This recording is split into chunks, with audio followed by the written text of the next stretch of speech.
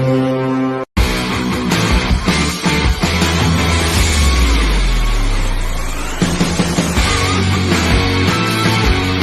po and to interpolate. Senator, the Deputy Minority Leader, Senator Risa Hontiveros. Any objection? Hearing none. Senator Grace Poe, the Chair of the Finance Committee, as well as our Deputy Minority Floor Leader, Senator Risa Hontiveros, are hereby recognized, and the lady may proceed. Salamat tabi, Mr. President, at salamat po, good sponsor. Mr. President, Yes, Mr. may I have a President. brief opening before we begin formally? The lady may proceed. So good afternoon, Mr. President and colleagues. Today we begin the day of the budget deliberations to tackle the proposed 6.352 trillion national budget for 2025. First to be discussed are the general principles of the proposed budget measure with members of the Development Budget Coordinating Committee, DBCC, in attendance. And we'd like to thank them, Special Assistant to the President for Investment and Economic Affairs, Frederick Go, DBM Secretary Amena Pangandaman, DOF Secretary, and our former colleague, Secretary Ralph Recto, NEDA Secretary Arsenio Balisacan, and the BSP Deputy Governor Francis Daquila. We also acknowledge the presence of other officials and representatives from the DBM, DOF, and NEDA family.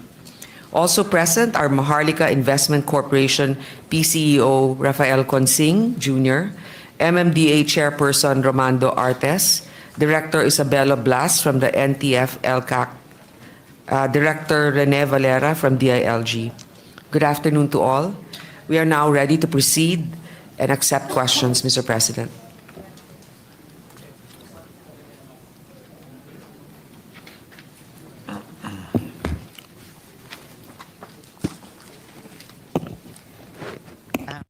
Good sponsor. So, dediretso na po ako. So, ipinatigil na pala muna ng Korte Suprema ang paglimas ng budget ng PhilHealth. Malakas ang panawagan na ibalik ang kinuhang pondo. Mr. President and Madam Chair, sinabi sa atin ng Budget Secretary at ng Finance Secretary na pinangpopondo pala ang perang kinuha mula sa PhilHealth para sa right-of-way acquisition at resettlement na kailangan upang ilabas ng JICA, ADB at World Bank ang pondo nila para sa mga malalaking proyekto, para sa baha at para sa mga tren. So, paano na po ngayon? Una, ibabalik po ba ng National Treasury at ng DBM ang kinuhang 2024 na pondo ng PhilHealth, Mr. President? Unang-una po, Mr. President, nasabi na rin po ng ating Secretary of Finance na siya po ay tatalima sa desisyon ng hudikatura. So dahil po dyan ay maibabalik po, dahil po dyan ay itong mga susunod na mga hakbang ng DOF ay ating sasabihin po ngayon. My impression is that the TRO is only on the remittance to the national government. Okay. So the TRO does not talk about government investment. Okay. Mr. President, ang TRO po ng hudikatura ay para hindi na po gamitin ito, na itigil po itong ang pag-remit ng pera. Pero hindi po binabanggit na ito ay kailangan ibalik sa National Treasury o kaya po sa DOH, sa PhilHealth. Tama po ang good sponsor, Mr. President. Kaya't at the very least, minake of record ko na malakas ang panawagan na ibalik pati yung kinuha ng pondo. So in the meantime po, ang ibig sabihin ba nito ay kailangang tapyasin ng Senado at ng BICAM itong ipinadalang General Appropriations Bill para mabigyan ng 2025 budget ang 2024 right-of-way at resettlement budgets para sa mga flood control projects at para sa mga tren, Mr. President? Hindi po, Mr. President. Kasi itong pagbuo naman natin ng budget ngayon, hindi po nakasaalang-alang itong mga pondo na ito na sinasabing ililipat mula sa PhilHealth. Kaya po yung kabuuang 6.352 yung sources po niyan, hindi po galing doon. Although, good sponsor, Mr. President, gaya ng nabanggit ko kanina, ang understanding po ay batay dun sa nasabi ng both budget and finance secretaries noon na yung perang unang kinuha sa PhilHealth ay para dapat sana sa right-of-way acquisition at resettlement na kailangan, kumaga counterpart ng gobyerno natin para ilabas ng tatlong international financial institutions yung pondo naman para sa mga malalaking proyektong kaugnay ng baha at kaugnay ng tren. So, ang ibig sabihin din po ba nito ay gaya ng, ay panukala ko noong DBCC briefing natin na kailangang itigil na rin ang paglagay sa alanganing unprogrammed funds ng mga pondo para sa flagship projects ng gabinete at ng presidente. Mr. President, pagkaalaman natin na yung mga kailangan namang bayaran ay nabayaran din sapagkat ang ginamit din po dito ay mga ibang pinagkukuhanan natin ng mga excess revenue ng gobyerno at yung iba naman po na nakikita nating nakasama dun sa mga dapat nakalinyang bayaran ng mga mga proyekto ng departamento, hindi po kompleto ang mga dokumentong naisumiti nila. Kaya katulad din po niyan, nasa level of priority naman. So ang uunahin, yung kompleto na halimbawa shovel ready or all of the other requirements have already been submitted for us to be able to release the funds for them. So the short answer to this is that no, it will not be affected because we have other sources of revenue. And number two, those that are still pending as of now are still in the process of completing their submissions. So, isa-isahin po natin, good sponsor, Mr. President. Yun po bang pondo para sa right-of-way acquisition ay meron na po tayong nakasubi bilang counterpart ng gobyerno para sa mga proyekto na kapartner natin, yung mga IFIs? Yes, Mr. President, nabayaran na po natin ang lahat. Hello, Ma'am Ami Cabrera. Mega love shout out. Magandang hapon, Ma'am Ami. Thank you so much sa like that. Thank you, Ma'am Ami. Thank you so much. Except that yung iba, wala pang submission ng DOTR, pero may partial payment na tayo sa DOTR foreign assisted projects. Most of those projects are lodged within the DOTR, Mr. President, and for now, partial payments have been released. Unfortunately, also in the end of the Department of Transportation, they're still also in the process of completing other submissions before we can release. So sa ngayon po, dun lang sa proyektong resettlement, yung mga bahaging iyon na nakalodge sa DOTR, sabi po ng good sponsor, most are lodged in the DOTR. Anong porsyento ng mga proyektong may kinalaman sa resettlement dahil sa baha at dahil sa tren ay may pondo na? To date, we have Kahit sa kabila ng desisyon ng Korte Suprema. 8 billion, 8.7 Yung resettlement. billion. Kasama na pa nito eh. Hello, Filipino boy. Mega love shout out, Filipino boy. Thank you for coming, Filipino boy. Ayan, Filipino boy. Thank you so much, Filipino boy. Like us to submit the particulars later on, the components of the exact percentage for the human settlement factor. I would appreciate that very much, good sponsor. Maraming salamat po para doon. And then just for today's interpellation, dun sa almost 9 billion pesos na na-release na sa DOTR, na bunch together nga doon yung portion para sa resettlement. Magkano po yung portion na yon na naka-bunch together sa loob ng kabuuang 9 billion pesos? That's exactly what we are we are trying to provide, Mr. President, and at the proper time, if our colleague will accept our submission, we don't want to make a guess, even an educated one, but there is a specific item for that. Salamat, good sponsor. And I'm sure the good sponsor will make that information available at the very least by the time natin i-interpolate in plenary yung DOTR budget naman. So babalikan ko na lang po yung tanong na ito at that time. So overall, ano po yung implikasyon? Ano po yung implikasyon ng TRO ng Korte Suprema sa iba pang gastusin na dapat sana ay popondohan ng pera ng PhilHealth? Saan na po kukuha ng pera ang gobyerno? The unprogrammed is just a standby appropriation. There's no trade. Mr. President, for now, it's from the standby appropriations Standby That- appropriation po ang From our standby from unprogrammed. from unprogrammed. Pero so may bahagi pang unprogrammed Pero meron. tawag nito. Pero, So sa standby appropriations sa unprogrammed kukunin yung gastusin. Oo, paano po ba ito?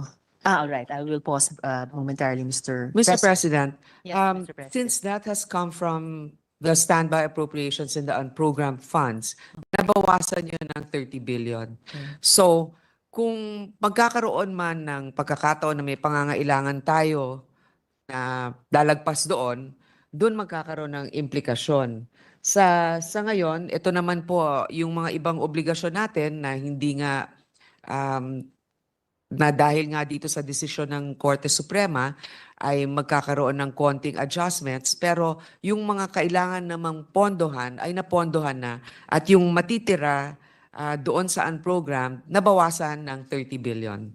Pero ang sinasabi ng good sponsor, Mr. President, ay kahit iawas natin yung 30 billion, may sapat na pondo ang gobyerno mula sa ibang pinagkukunan para i-cover yung mga flagship projects na iyon, Mr. President. Pang 800. Pero walang cover dahil wala ka ng excess revenue, wala ka na rin PhilHealth.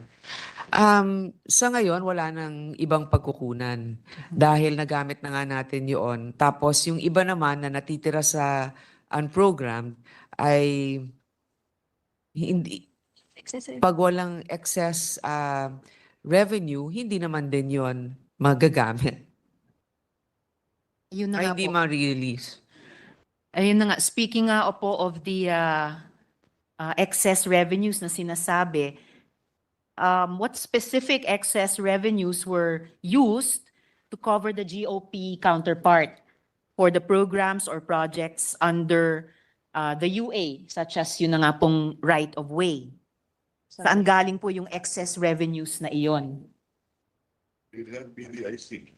So, hindi naman pinapabalik. Ganun. BDIC, hindi naman pinapabalik. Certification. Mr. President, galing po ito sa ibang GOCCs, PDIC in particular. Meron din, Dividends. at saka dividends ito actually. Dividends galing sa ibang GOCCs katulad ng PDIC at dividends din ito. At dividends rin mula sa PhilHealth. Yung dividends mula sa PhilHealth, hindi po covered ng TRO ng Korte Suprema? Hindi po. Hindi po ba yung dividends nila ay kasama dun sa tinagurian noon na excess funds? There is no dividends from PhilHealth. What we took is the fund balance.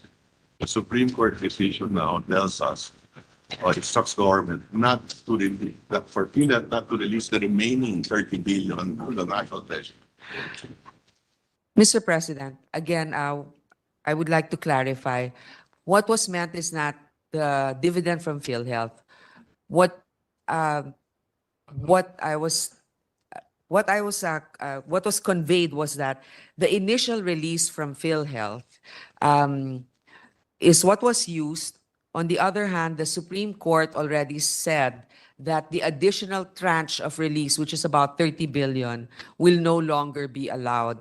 But again, as I mentioned earlier, there's no specific directive from the Supreme Court to say that the initial releases have to be returned to PhilHealth.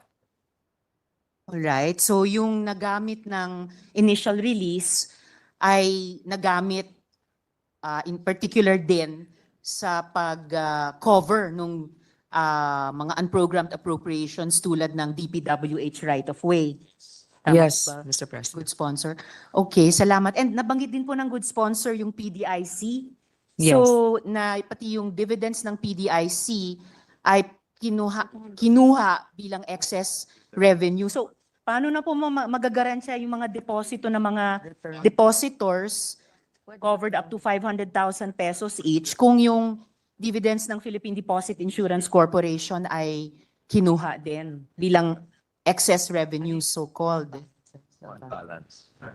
These are actually fund balances in excess for the PDIC that was used, Mr. President. There's no issue actually with doing so because the PDIC is quite well-funded, very healthy to cover our contingency needs for ensuring the health of our banks also.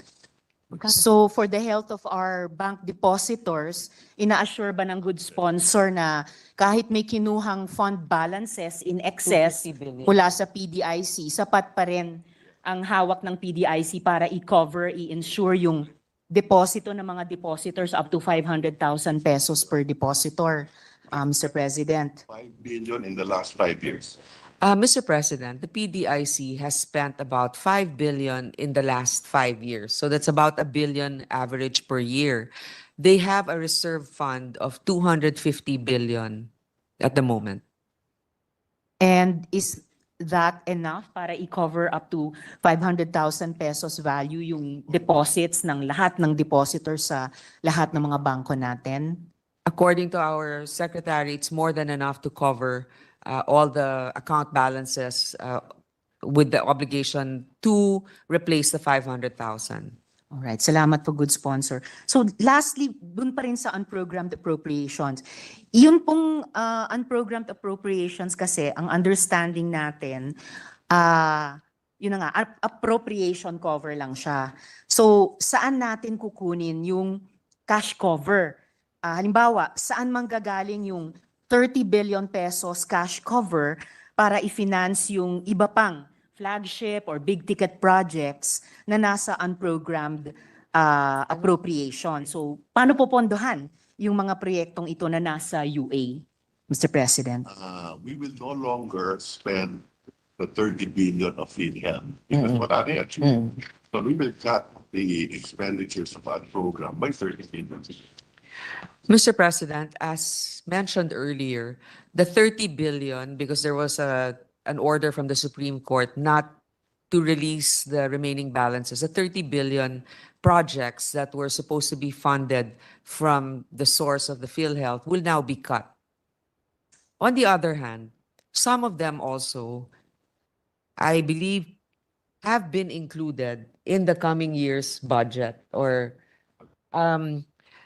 so, Mr. President, let's just to clarify again. So the 30 billion other projects that are remaining are no longer going to be funded as we speak about these other releases. Of course, for those projects, bad news po yun kung maka to zero. So, pero sabi din ng good sponsor, Mr. President, na yung ilan doon ay sinama naman sa coming year's budget. Ilan sa mga proyektong makakat ay isinasama pa rin sa budget nating pinag-uusapan para sa 2025.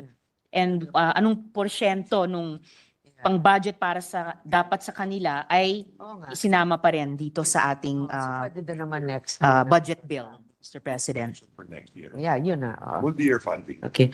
Well, Mr. President, since this is a multi-year funded project, most of them, as I mentioned, it will have another budget to cover it for the coming year.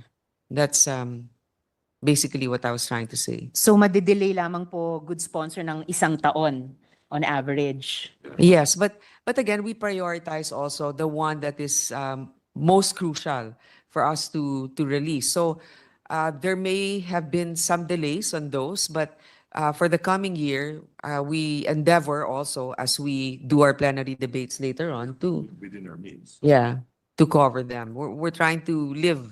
We're tightening our belts because it's almost like a parent is telling us, no, we cannot use the additional funding from PhilHealth for those other projects. So we have to move on and then see which ones we will be able to cover in the multi-year projects for next year. Maaari bang magbigay ang good sponsor ng kahit 3 o 2 o isang halimbawa ng mga multi-year funded projects na to na kahit na-cut dun sa 30B sana ay masisimulan pa rin sa budget ng 2025, Mr. President? Mr. President, one of the big ticket items, of course, is in the transportation, our rail system, pero and the subway system. These are all beneficial projects, I believe, for our countrymen, and so I also know that the body, our colleagues, will also support those initiatives in this coming deliberations. Salamat, good sponsor. At sa ganyang pagpaprioritize pa rin at pagsasama na at least ng ilan sa mga big ticket items sa budget para sa 2025, at least in a way top of mind na rin sa atin na dahil ito ay mga transportation projects, kaya nananatiling mahalaga yung mga gastusin dapat para sa right-of-way acquisition at saka resettlement din. Yes, So, actually, Mr. President, I'm very confident because the one that will defend the budget for the DOTR is our very hardworking and knowledgeable colleague, Senator JV. So he has a lot on his shoulders right now, but I'm sure he's already very prepared for it. Maraming salamat, good sponsor, Mr. President. Dito sa usaping ito na kaugnay nung Supreme Court TRO on the GAA 2024 General Provisions, at the proper time, maghahain po ako ng panukala sa ating General Provisions upang tiyak na hindi na ito mauulit sa proseso ng Budget Bicameral Committee at bilang respeto na rin sa proseso ng paglilinaw sa Korte Suprema. So, Yes, Mr. President. I mean, we welcome the colleagues' amendment and proposal because anyway, this is also to reiterate what the Supreme Court has already pronounced. salamat, good sponsor. Dako naman ako, Mr. President, sa fiscal risks. So, Madam Chair, sa proseso po ng pag-aproba sa budget nitong 2024 GAA, nagkaroon ng nakakabahalang pagbabago sa mga prioridad sa pagpopondo. Para pong naglaho yung malalaking pondo na dapat sanay para sa mahalagang infrastruktura na panlaban, halimbawa, yun na nga sa malalaking baha.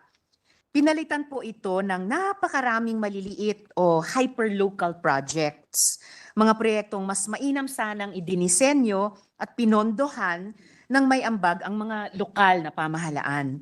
Parang binutas po ang budget para sa flood control, para lang maglagay ng maliliit na pantapal sa iba't ibang lugar. Ang paglilipat ng pondo mula sa mga kritikal na infrastruktura tulad ng flood control patungo sa mga hyperlocal projects ay maaring magresulta sa kakulangan ng proteksyon laban sa mga pagbaha sa hinaharap. Nakita na rin po natin ngayong taon. Isipin natin, no? Isipin ninyo para tayong naghanda ng payong para sa malakas na bagyo, tapos pinalitan lang ng mga dahon ng saging.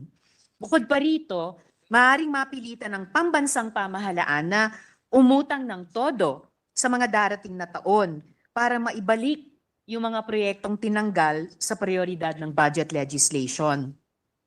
Bagamat lalong lumala, hindi naman po bago itong nakakabahalang kalakaran ng pag-reallocate ng pondo. At hindi lang ito sa flood control. Sa mga nakaraang taon at dekada, may mga pagkakataon na pati ang budget para sa mga mahalagang bagay tulad ng pensyon ng mga uniformed personnel at pambayad utang ng mga obligadong bayarin ng DBM at ng Pangulo ay ginagalaw din at dinidemote sa unprogrammed funds. Nakakabahala po na ang mga pondong para sa mga bagay na hindi maiiwasan ay binabawasan para pagbigyan ang mga gastusing pwede namang iwasan. So dahil lumalala at paulit-ulit na ginagawa ito, ang pag-accommodate ng mga pwedeng iwasan ng mga hyperlocal projects at ang pagpapalobo ng mga panukalang gastusin ng DBM sa GAA, isang mahalaga para po sa aking tanong din ang lumilitaw.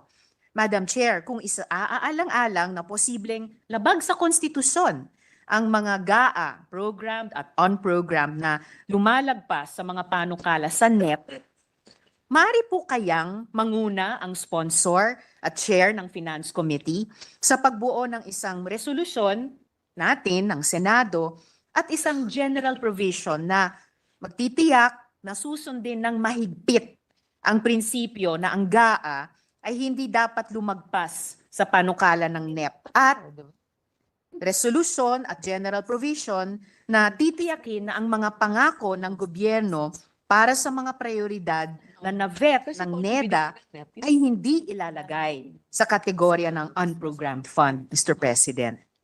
Yes, of course, Mr. President. Kaisa ninyo ako doon na talaga namang hindi dapat lumagpas, no? At ang isa pa, yung pagdating sa mga resolusyon bilang chairman ng inyong Committee on Finance, syempre isinaalang-alang ko ang lahat ng mga proposals ng ating mga kasama. So titignan natin yan, bubusisiin natin, lalong-lalo na pagdating sa budget ng DPWH, ang lahat ng mga proyekto na sa tingin naman natin ay nadodoble o hindi naman kailangan sa ngayon at sa tamang panahon, lahat naman tayo ay magkakaroon ng pagkakataon na magbigay ng suhestyon na ito ay madagdagan o mabawasan. Maraming salamat, Madam Chair, dun sa pagiging bukas at yung pag-affirm dun sa hindi dapat lumagpas ang GAA sa panukalang NEP. At ang ibig po bang sabihin nga nito ay moving forward, patuloy nating titiyakin na yung mga vetted at priority projects ng NEDA na ipinangako ng gobyerno, hindi magiging unprogrammed funds na lamang, Mr. President. May lumalas. Yeah. Mr. President, I'm sorry, I was conferring. Could our colleague repeat her question? Yes, Madam Chair. Hinihingi ko lang yung affirmation ng chair kung yung kanilang affirmation na hindi dapat lumagpas sa NEP ang GAA ay pinagpapasalamat ko ay nangangahulugan na hindi na maililipat sa kategoryang unprogrammed fund yung mga vetted priority projects ng NEDA na pinapangako ng gobyerno, Mr. President. So the answer to this is that this is a matter for Congress to decide Between the lower and between the upper house. lower house and the Senate. Yeah. That's why there are two offices, one in the House, one in that, but yeah, same policy. Yeah. Mr. President, although I agree also with our colleague with regards to this, syempre we live according to our means, right? There are certain processes, as you know, that this is not just a unilateral decision of the Senate, but we will endeavor also to stick to whatever the NEP has given us to work with. But again, it will really need firm resolution within us and within our group also to push for this. But again, there are other contingency factors that may have to be considered. But at the moment, I agree with Senator Risa, Mr. President, that this is something that we need to work on. Maraming salamat, good sponsor. At the very least, pwede ko bang isara itong paksang ito na may assurance mula sa chair na susubukan natin at subukan ngayong taon na bilang partner sa DBCC sa mga component agencies niya na hindi na maulit na yung pinangakong priority vetted projects ay mailipat sa unprogrammed funds lamang. Mr. President. Yes, we will. Of course, we will try to include all of these priority projects or projects that we feel will be really necessary and beneficial in the regular budget na hindi unprogrammed. Ngayon, again, we will go back to the source of unprogrammed, which is excess revenue. Having already learned that there are certain factors that cannot be used to fund unprogrammed funds. For example, itong ang sa PhilHealth, talagang it will also remind us to stick within a parameter, within our means. So unless it's absolutely necessary, we really shouldn't have to go beyond what is prescribed by the NEP. Kasi kung wala naman tayong excess income, wala din naman tayong gagastusin. Maraming salamat, good sponsor. Pinangahawakan ko yon yung assurance ng good sponsor na susubukan nating maging good partner din sa DBCC sa ganyang klasing disiplina. So sa huling paksa ko, Mr. President, dito sa DBCC, dako na ako dun sa embedding deficit and debt reforms into the general provisions. So una, mari po bang ilahad ng good sponsor ang ilang mga datos? So una, ukol sa laki ng kabuoang utang ng gobyerno at budget deficit na target natin para sa 2024, 2025 at hanggang 2028. Ano po ang naging pagbabago nito kumpara sa naunang medium-term fiscal targets na unang inilahad noong ang Finance Secretary ay si Ginoong Jokno? Mas magiging malaki ba ang deficit at pagkakautang, Mr. President? I believe our national debt right now is about 15.4 trillion. Yeah, more or less. More or less, that is our national debt. About 10.573 of these is actually domestic.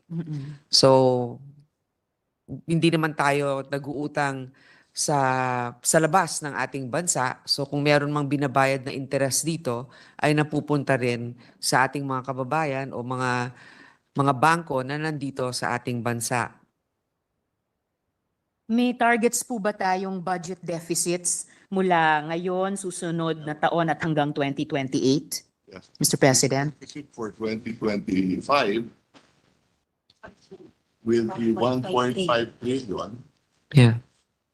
Our deficit for 2025 is about 1.5 trillion. Which is 5.2% of GDP. 0.2% of GDP.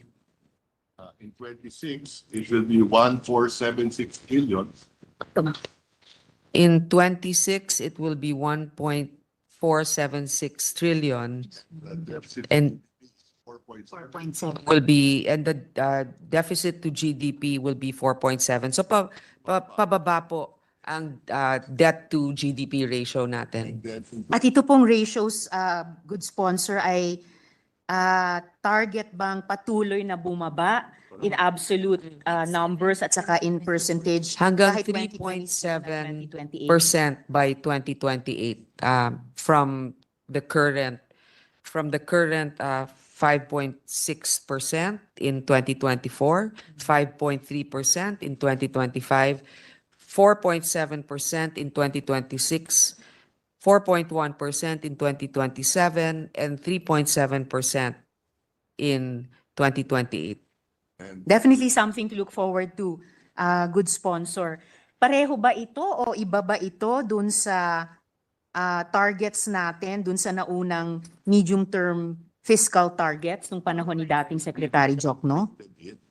Mr. President? More gradual. The decrease in deficit is more gradual than abrupt to create more growth in the economy and to employ more people. It was recalibrated so that it is not abrupt, because as you know, if we endeavor to decrease spending immediately, this will also growth will suffer. It will affect our economy. So what we're trying to do is gradually we are decreasing our debt and our deficit, and in that way we are still doing alongside with it simultaneously factors and investments that will help growth. Salamat, good sponsor. So, hindi po magiging mas malaki ang deficit at pagkakautang natin hanggang 2028. Hindi po. With the permission of Senator, Yung ratio. with the permission of Senator Risa, Yes, just to Mr. clarify, reducing the deficit and reducing the debt to GDP ratio are two different concepts. May the chair find out from the sponsor, Ano yung Correct. By reducing the ano po yung strategiya para bumaba yung deficit? Nabanggit kanina yung isa, lower spending. Ano po ba yung ibang strategiya pang ginagawa para bumaba yung deficit?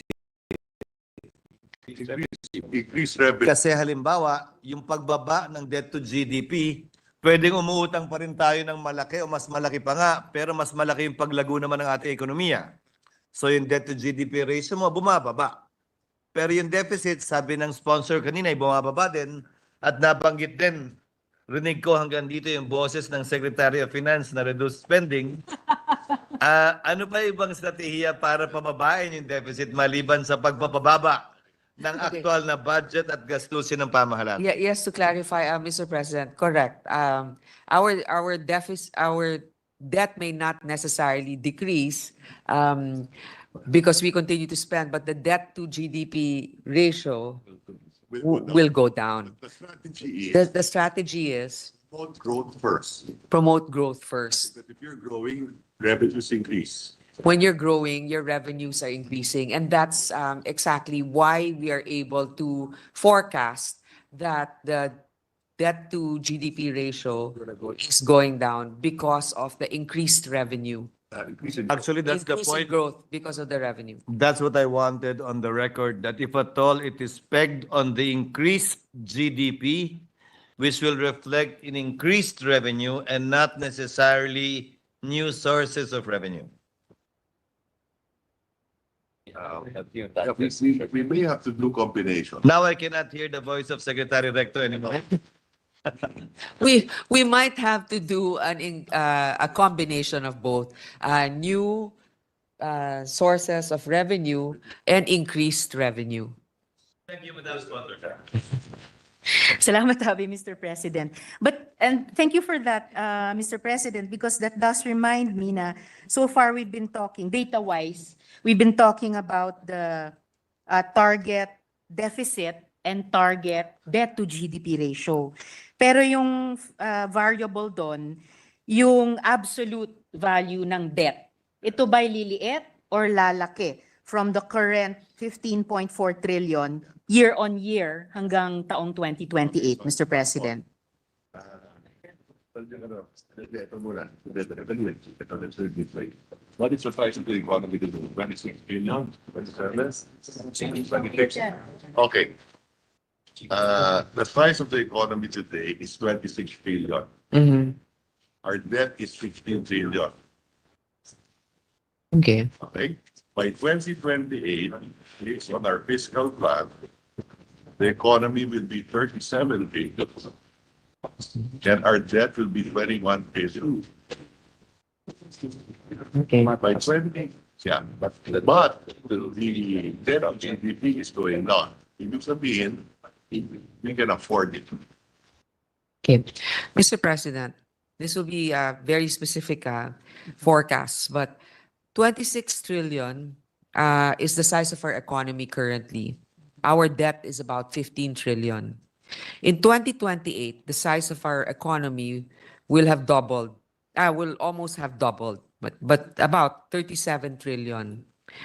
And our debt will be 21 trillion. So the debt is actually grew from 15 trillion, but the debt to GDP ratio will go down. And the good sponsor also mentioned earlier na isa sa mga factors na ipuput into play para ma-hit yung ganitong mga targets ay mga dagdag investments. Yes, new sources, but also stronger. The strategy to grow at 6.5% is we need to invest roughly 5 to 6% in infrastructure Okay. Number one, and human resource development, particularly in education. For the state of Portugal. Okay, for us to be able to reach a growth of about 6.5%, the 5.6% should be invested in infrastructure, and then also a large portion of the investment should go to human development, particularly education. Although, good sponsor, out of a growth of 6.5%, kung 5.6% i-invest natin sa infrastructure, 0.9% na lang matitira. Hindi na po siya ganun ka-large. Hindi, sa kasi human, this is capital. 6.5% is the total growth. Okay. Infrastructure is just a portion of the investments needed. 6%. 5% of GDP is actually goes to infrastructure.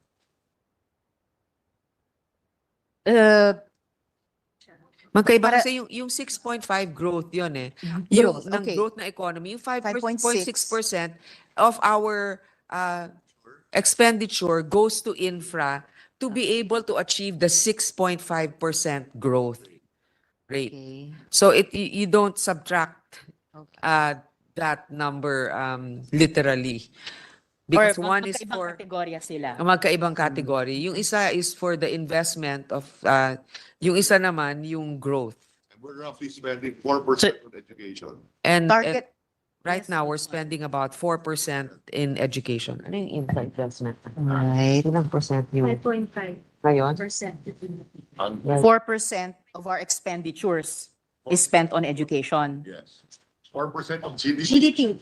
GDP. or of GDP. 4% of GDP is 4%. education. Pesos. 1 trillion pesos goes to education. 1 trillion pesos. Ilang percent? Eh, yun pong, good sponsor, yung pong utang ng mga GOCCs, Hindi, pero lalaki ba yon dahil kinuhanan natin sila ng pera? What's the question? could you repeat the question, Mr. Mr. President. President? Yes, yung utang po naman ng mga GOCCs, lalaki ba yung utang ng GOCCs dahil kinuhanan natin sila ng pera? That's nothing. Mr. President. Wala nga po eh, kasi yung GOCCs na nabanggit, dalawa lang naman yun.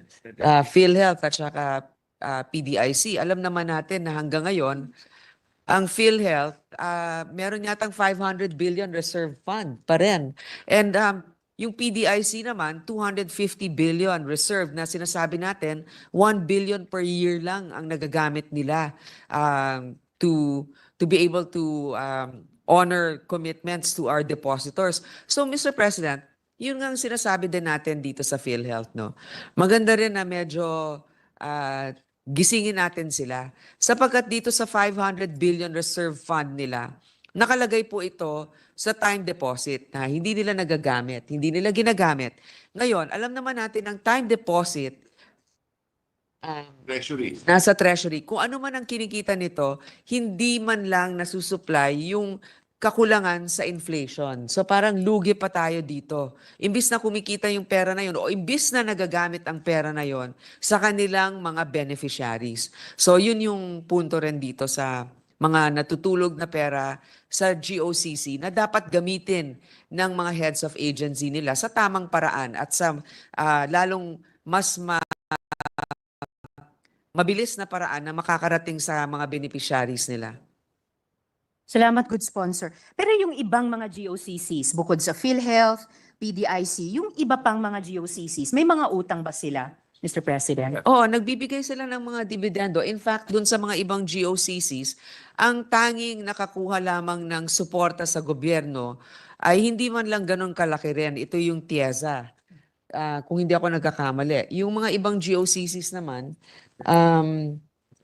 sa earnings pa nga sila na kumikita sila, so operational sila using their own earnings, Mr. President. Pero yung utang na mayroon, yung mga GOCCs, magkano po yun lahat? Consolidated coverage that Meron consolidated, Malaki is NFA. ang pinakamalaking may utang sa mga GOCCs sa ngayon, Ano po, Ay, Mr.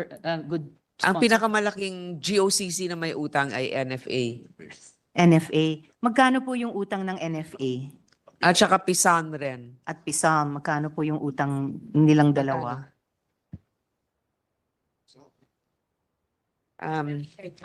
Hin- hinahanap pa namin yung datos para mas maging eksakto. Salamat, good sponsor. At itong Maybe we can go to the next question, or we can, if our colleague won't mind, maybe we can give you that exact figure in a moment, but we can go with the next question. Thank you, good sponsor, Mr. President. I don't mind at all. Yung follow-up question ko lang naman ay yung pong utang ng NFA, utang ng PISAM, utang ng alin pa mang ibang GOCC, kasama na po ba yon sa debt figure na 15.4 trillion or hiwalay pa po yon?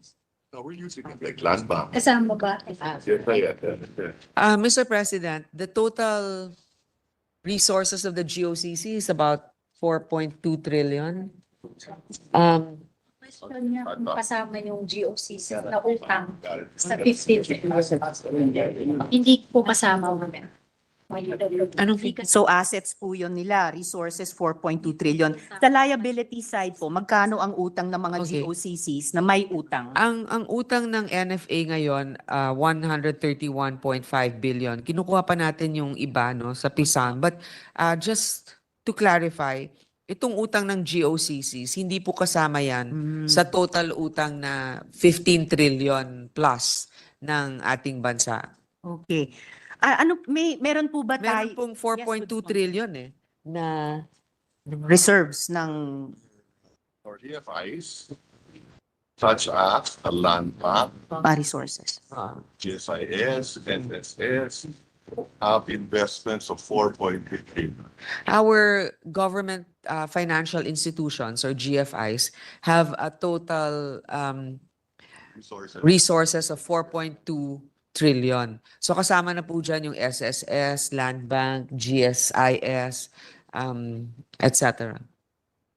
Pero gaya ng sinabi ng good sponsor kanina, bukod po dun sa resources o assets, dun sa liability side, yung utang po ng mga GOCCs, yung 131 billion ng NFA at kung magkano pa sa ibang mga GOCCs. Yung sa PISAM, 486 billion. At yung sa So PISAM, kahit na 486 i-add billion. natin yon, Opo. hindi So, pa rin naman ganon. Pero sila na ngayon yung pinakamataas na may utang sa mga GOCCs. salamat, good sponsor. Pero kahit po itong 500 or 600 plus billion pesos na pagkakautang ng dalawa sa mga GOCCs, hindi pa pala kasama sa debt na 15.4 trillion pesos. Hindi po kasama yon. Di ba? So ano po yung pamagat at halaga nung kabuuang pagkakautang ng gobyerno? Kumbaga, ano yung consolidated debt ba ang tawag doon? At kung oo, magkano yung consolidated debt ng gobyerno, Mr. President? While we may have we have a consolidated public sector surplus. Okay, we have a consolidated public sector surplus. Ano yan? Yung mga GOCC?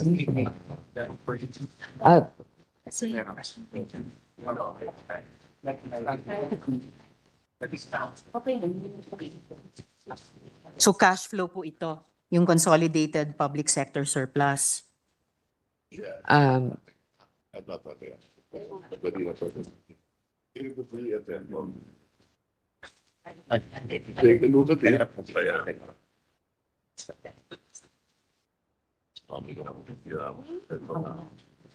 Financial government.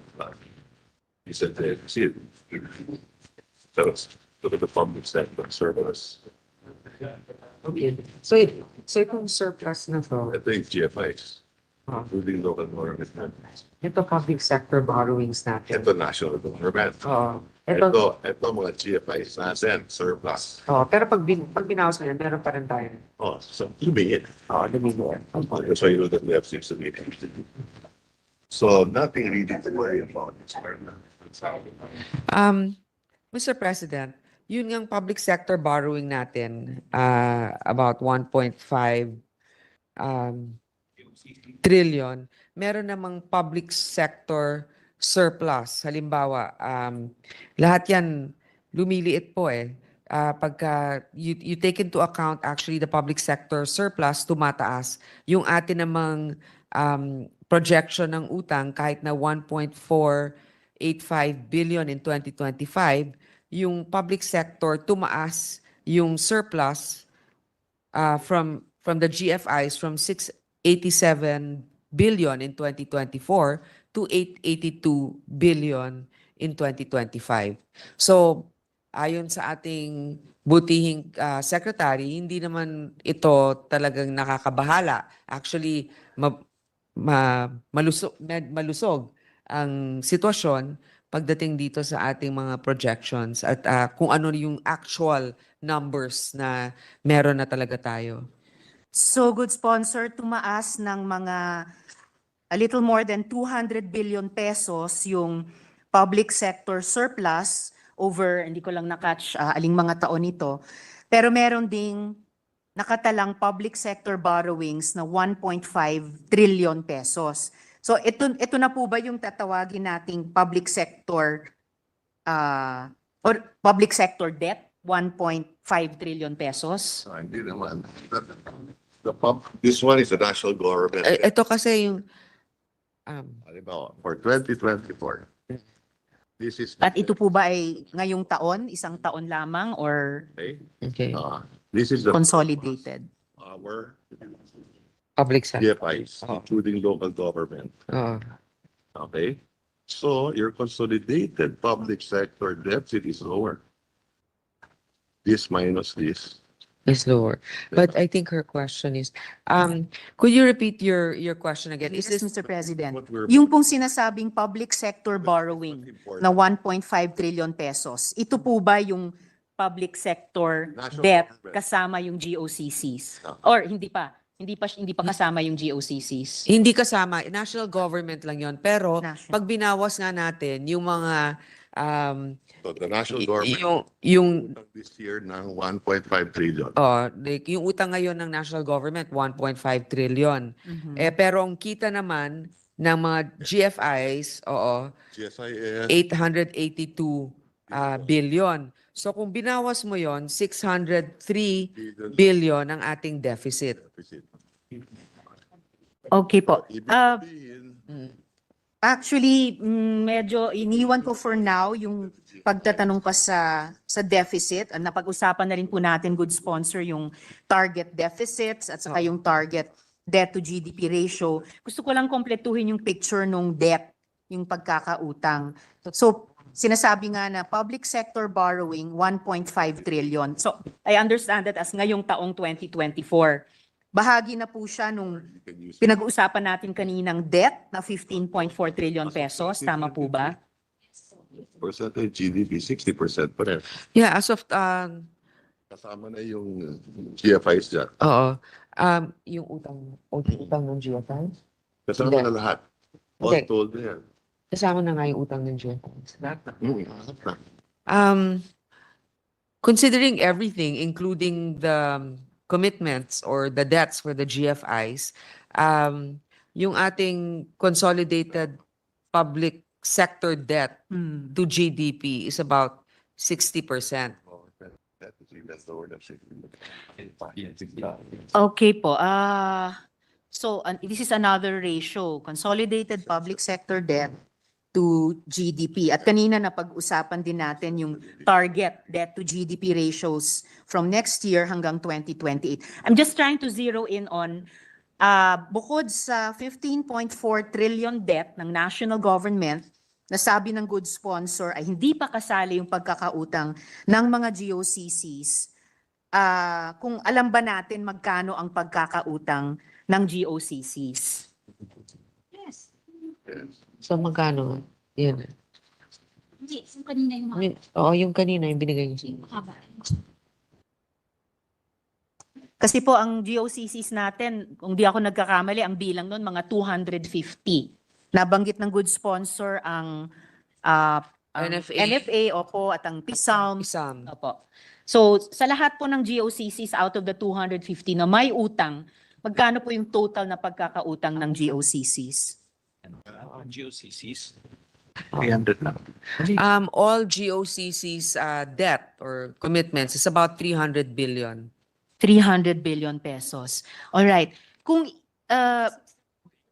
dinadagdag ba ng DBCC yung debt ng national government na ngayong taon ay 15.4 trillion sa debt ng GOCCs na ngayong taon ay 300 billion para maka-arrive at sa isa pang kategorya and that yung total na 15.7 billion pesos. At sorry, 15.7 Oo. tama ba? Mr. 0.7 trillion pesos. Mr. President, kasi kahit na umuutang ang mga GOCCs, kumikita sila at yung kita nila ay actually nagbibigay pa nga ng surplus sa kanila. So, hindi din... This is an example. When we have the billion in debt ng GOCC, merong investment sa 4.2 trillion. So may surplus guy. GOCC. Yeah. SSS, DSIS, Rehabilitation. So, halimbawa, Mr. President, kung meron mang debt ang GOCC na 300 billion, meron namang 4.2 trillion na investment sa kanila na surplus. So actually, nawa-wipe out din lahat actually yung mga debt na yun. I understand, good sponsor. Pero bago pa natin ma-offset ang isang factor sa ibang factor o variable, kailangan nating malaman ano ba yung mga variables na yun at magkakano sila. And in fact pala, I think the 300 billion pesos total debt of GOCCs is off dahil dun pa lang sa NFA debt na 131 billion at PISALM debt na 486 billion, higit 5 or 600 billion na po iyon.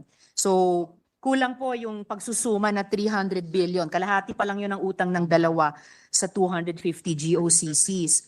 So, I'm just trying to find out po, parang sa isang household. So, halimbawa ako, solo parent. Alam ko po kung may utang yung pamilya ko, yung household ko, parang national government. Pero kung nagkaroon kami ng isang family business, parang GOCC, alam ko rin kung may utang yon. Magkahiwalay na numero, pero dapat kaya kong i-account at kaya kong isuma para alam ko yung kabuoang pagkakautang ng pamilya o household ko, yung personal namin at dun sa family business, Mr. President. So, ganun lang po yung tinatanong ko, magkano ba ang utang ng GOCCs na hindi pa kasama dun sa 15.4 trillion debt ng national government, Mr. President? Alam mo, we mentioned kasi you asked specifically what their debt is or kung ano yung kulang sa kanila, di ba? Pero may assets rin sila eh. So, may liability, yun nga ang nababanggit natin na sa PISAM, no? Pero meron din silang assets. So, talagang nababawasan din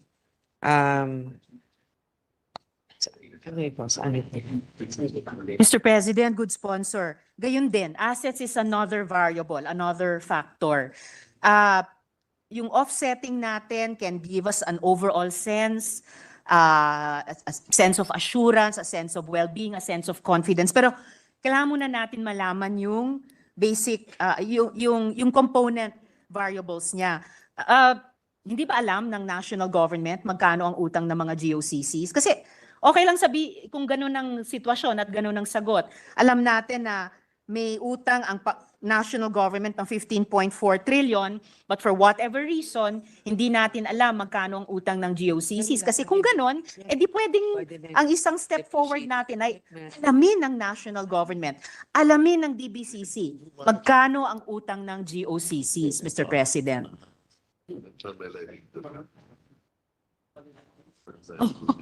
Actually, Mr. President, yung isa pang component na dapat alam natin sa gabay ng DBCC, magkano ang utang ng mga LGUs para sa kabuoang pagkakautang ng buong gobyerno, national government, GOCCs, LGUs, para pwedeng mag-budget planning at budget management na yung laging sinasabing whole of government approach, Mr. President.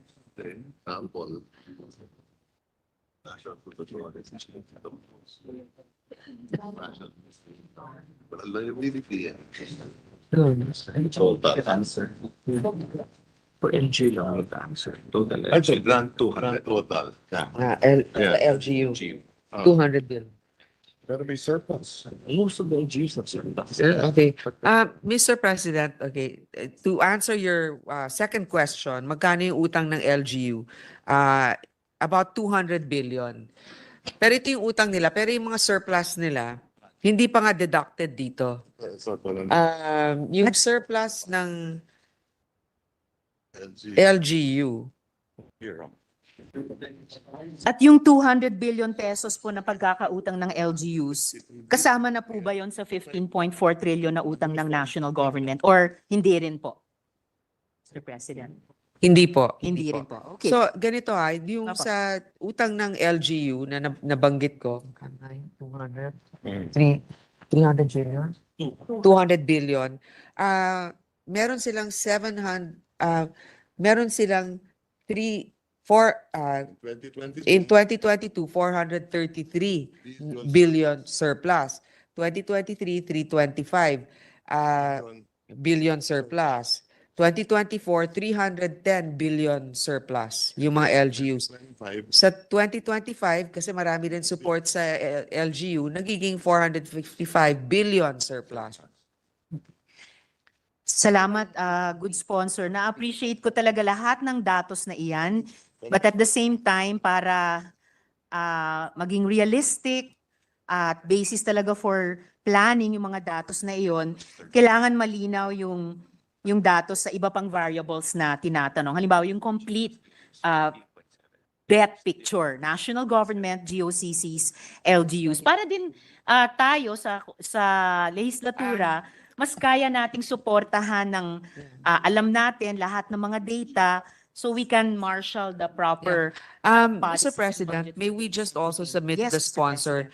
It's all here in the BSF, all of the figures, but just also to give a better picture, in 2023, the total consolidated general government debt is 13 trillion.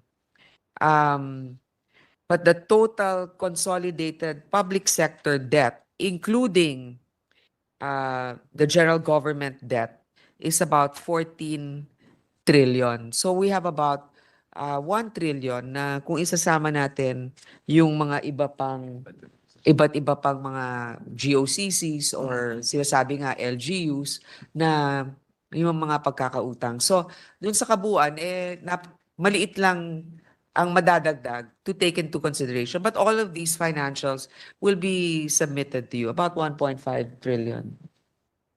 Yes, thank you, good sponsor. Hihingin ko nga na lang na yung report in writing for year 2024. So yung national government debt, yung GOCC's debt, at yung LGU's debt. With the permission of Mr. President. with the permission of Senator Risa, just an interjection. May I know, distinguished sponsor, what the opinion of the economic team is with respect to surpluses? Do they encourage it? Do they love it? Do they hate it? Do they want to do something about it? I ask the question, distinguished sponsor, because any surplus, while it may look good in the books, is actually money not well spent, just like the 500 billion surplus that PhilHealth still has up to now. At an average of 4% inflation next year, that money will be less than 20 billion already. So may I ask, what is the position of the economic team with respect to surpluses, meaning amounts of money that they don't spend when they should have spent it already? Tinatago lang nilang ipon, kumbaga, o savings. Deposito mo nila yan sa land bank, kung saan nila dapat din ang deposito yan, maswerte na sila kung time deposit may 1% per annum, talo pa rin sila ng 3 to 4% per annum. Mr. President, in terms of the surplus for the LGUs, majority of that is actually in Metro Manila. Kaya nga, halimbawa sa Makati, maraming mga benefits na pinamimigay kasi nga may surplus. Quezon City, Taguig, I suppose, yes. But then, with the others, syempre, kailangan pa rin punuan. Meron ng national tax allotment, di ba, na napupunta rin sa mga local government yung share nila.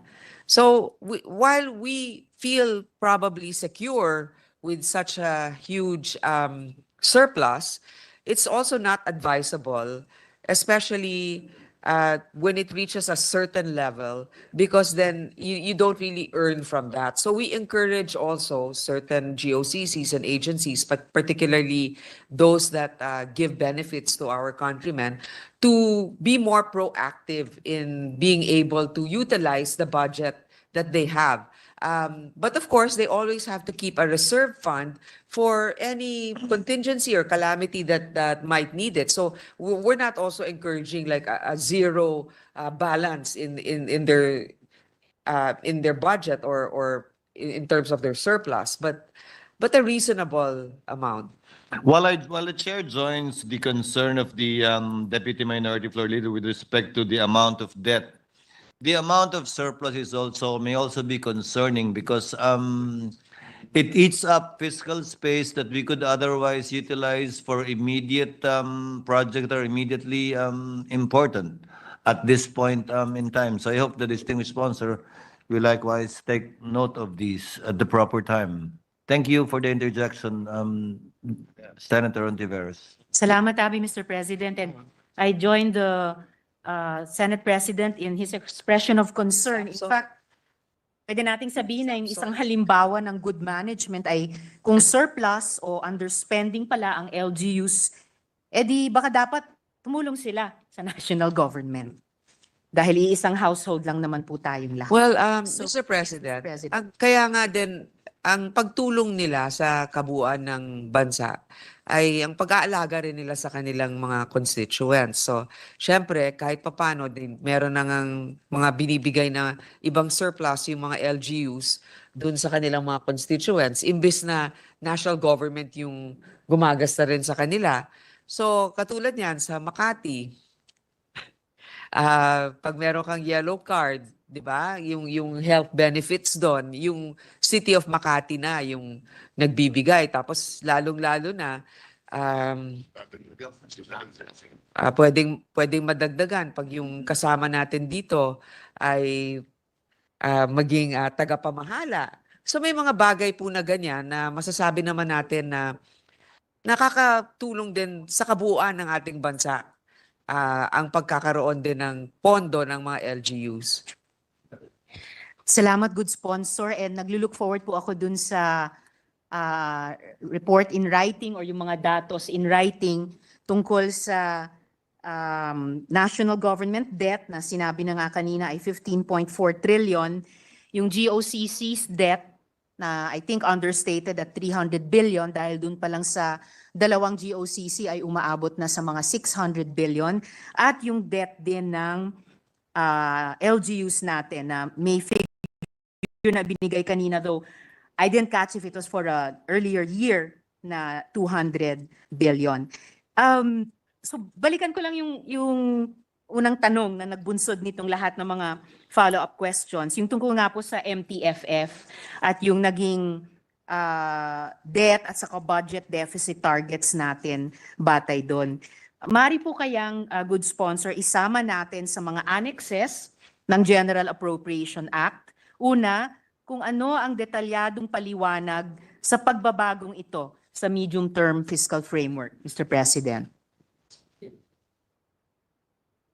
Pakiulit po yung tanong. Yes, Mr. President. Kasi sinabi po ng good sponsor kanina, nagkaroon ng recalibration sa pagitan ng MTFF nung panahon ni dating Secretary Jokno at yung kasalukuyan nating debt at saka debt-to-GDP ratio targets. Posible kayang may detalyadong paliwanag sa pagbabagong ito dun sa annexes ng GAA, Mr. President.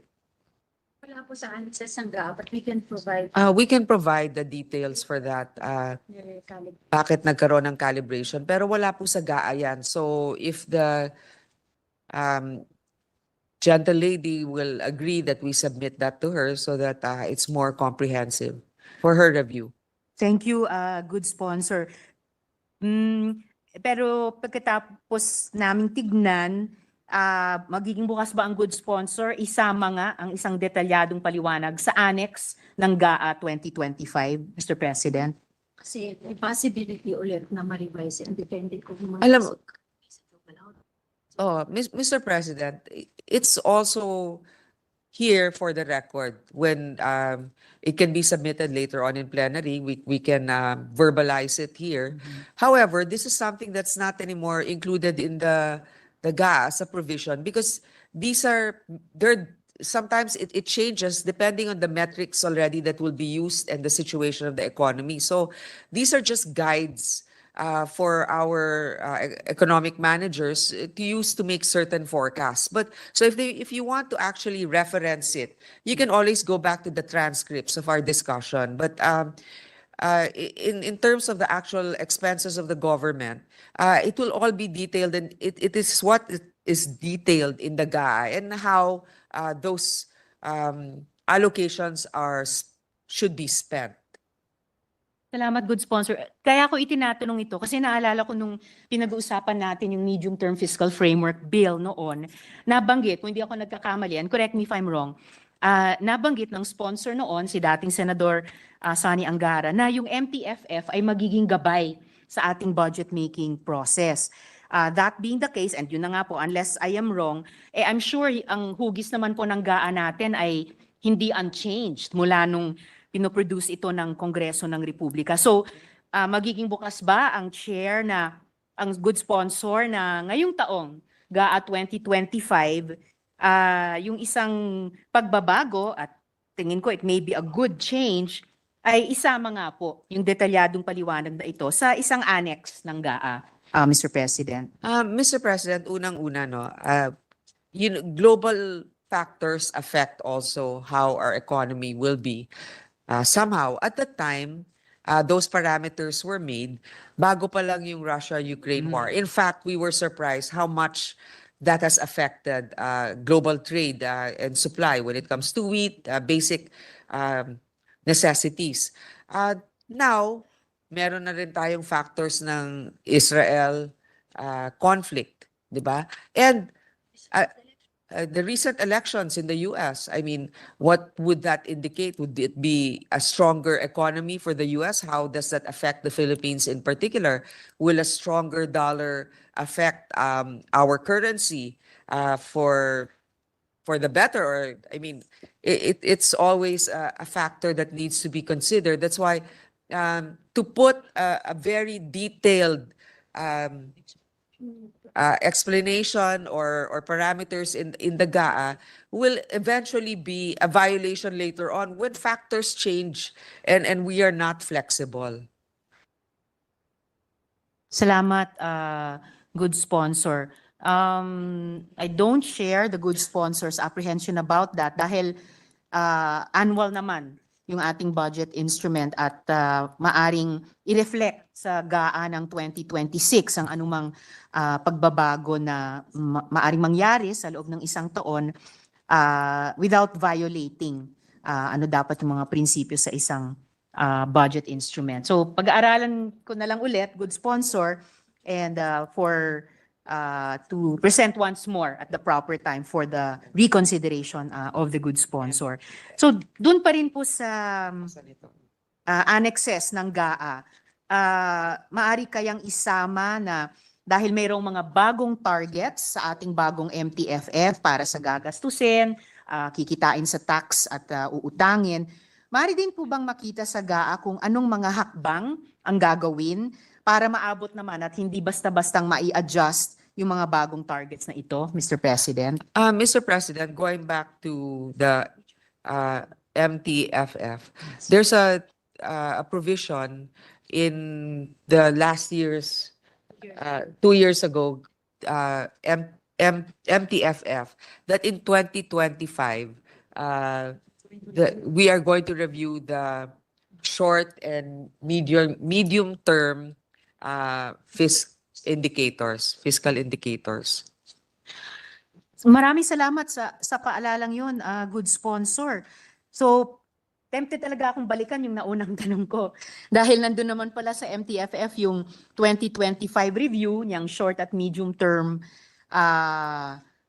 targets at yung framework mismo. So, hindi kaya napapanahon na dahil i-review yung MTFF pala, may maisama sa kung ano yung acceptable sa good sponsor at sa DBCC, may maisama sa annexes ng GAA parallel dun sa pag-review sa MTFF, yon yung detalyadong paliwanag at yung mga hakbang na nagagawin, Mr. President. Tapos sa J, Also, good sponsor kasi tuloy-tuloy naman pong pinag-aaralan ng DBCC sa kanilang taunang fiscal risk statements ang mga dahilan kung bakit hindi madaling maabot ang mga MTFF targets na ito. Mr. President, masasama po yan sa budget of expenditures and sources of financing sa 2026. Kasi yan ang kalakip ng NEP, no? Yung nagiging basihan ng NEP ay ilalagay nila doon sa kanilang BSF. So makikita natin ano ang naging basihan ng NEP para irekomenda itong budget na ito na pag sa Kamara. Of course, good sponsor, BSF yun para sa 2026. So, kumbaga, mamimiss natin yung window ng 2025. Hindi, yung sa 2025, nandito na sa BSF. Sorry, Miss. Yung para sa Sponsor. 2025, nandyan na sa BSF ang indicators para sa PFF, di ba? Sorry, I must have misheard the good sponsor, Mr. President. Akala ko sa BSF 2026 maisasama.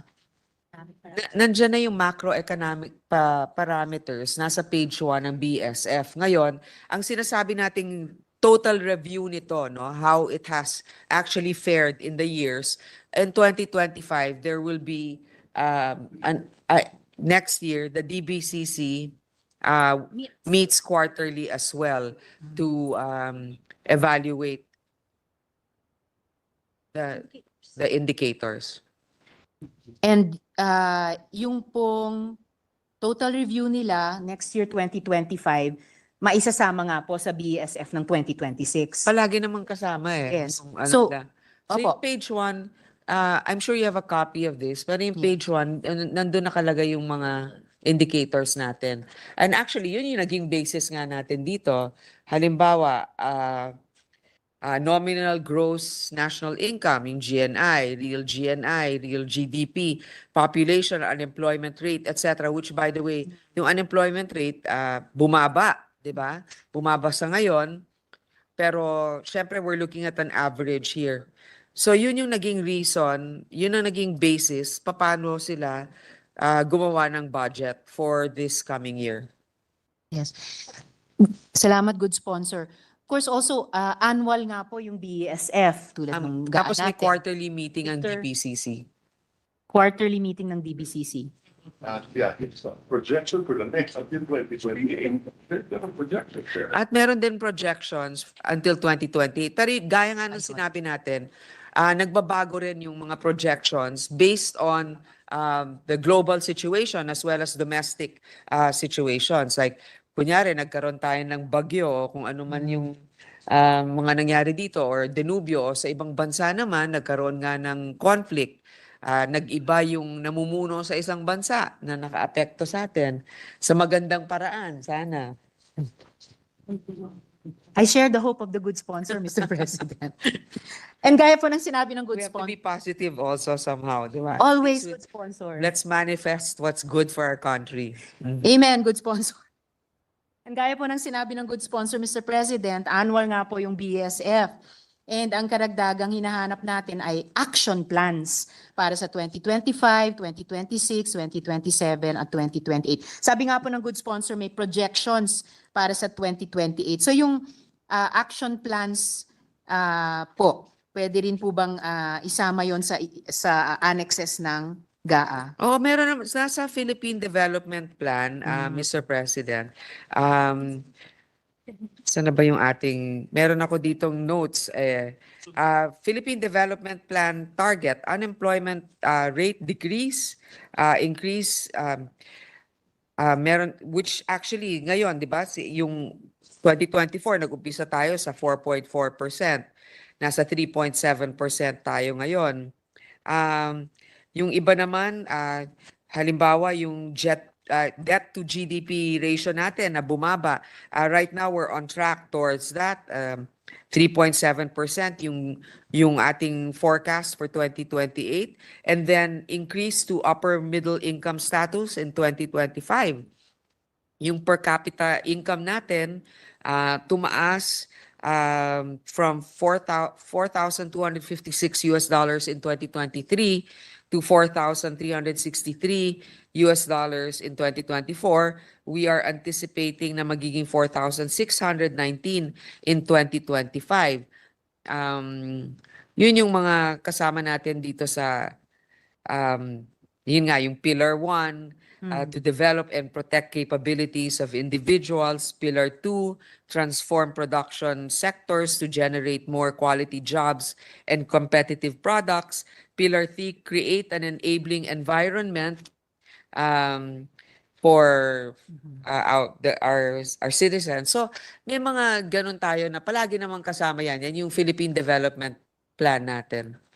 Although of course, good sponsor, ito po ay mga targets.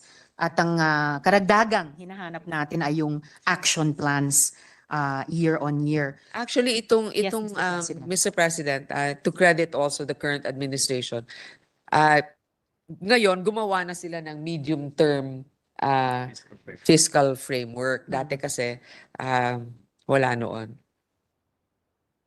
Yes, Mr. President, good sponsor. Yung huling tanong ko po kaugnay nitong MTFF nga, mari din po nating kayang iutos sa loob ng GAA na sa tuwing nagbabadya ang muling paglihis mula sa mga sinabing magiging gastusin, kikitain at uutangin, ay obligahin natin ang ating economic managers na ipaalam ito sa Kongreso, Mr. President.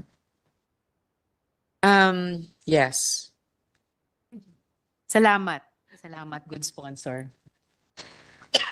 Good sponsor, nandito po ang isang IMF team noong nakaraang Disyembre 2023. At nireview nila ang ating sistema ng pagbabantay sa ating deficit targets at debt targets na nakapaloob sa MTFF.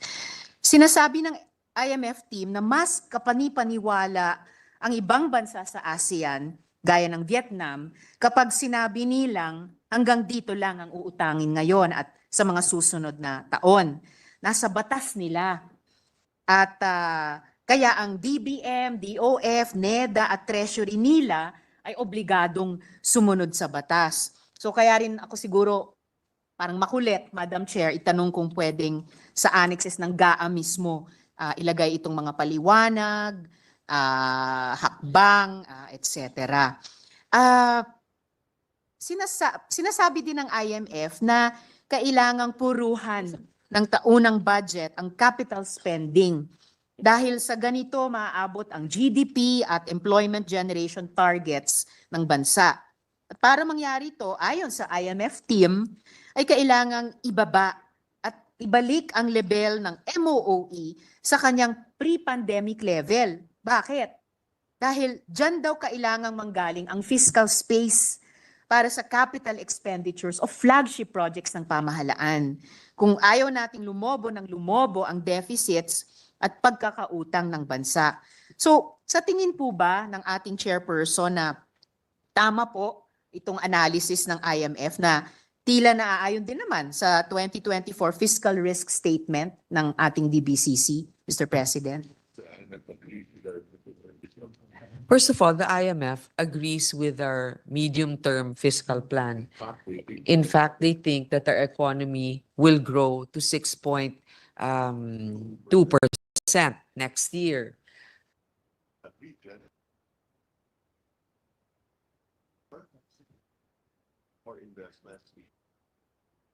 We actually agreed to make our expenses lower in certain sectors so that we can invest more in infrastructure. Also, it's good to take note that our GDP compared to other ASEAN countries is actually quite higher. This year, the highest in the second, next to Vietnam, we're the second highest. and one of the highest actually in the world. And this is at 5.5% this year, which will actually reach about 6% at the end of the year. We're already at 6.1%.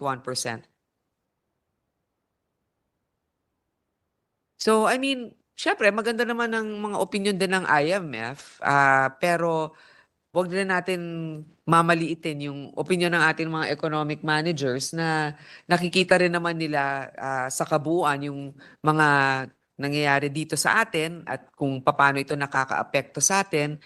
Pero gaya nga ng sinabi ninyo, kami ay sang-ayon na dapat din talaga yung ating mga paggastos ay naayon din sa ano, dun sa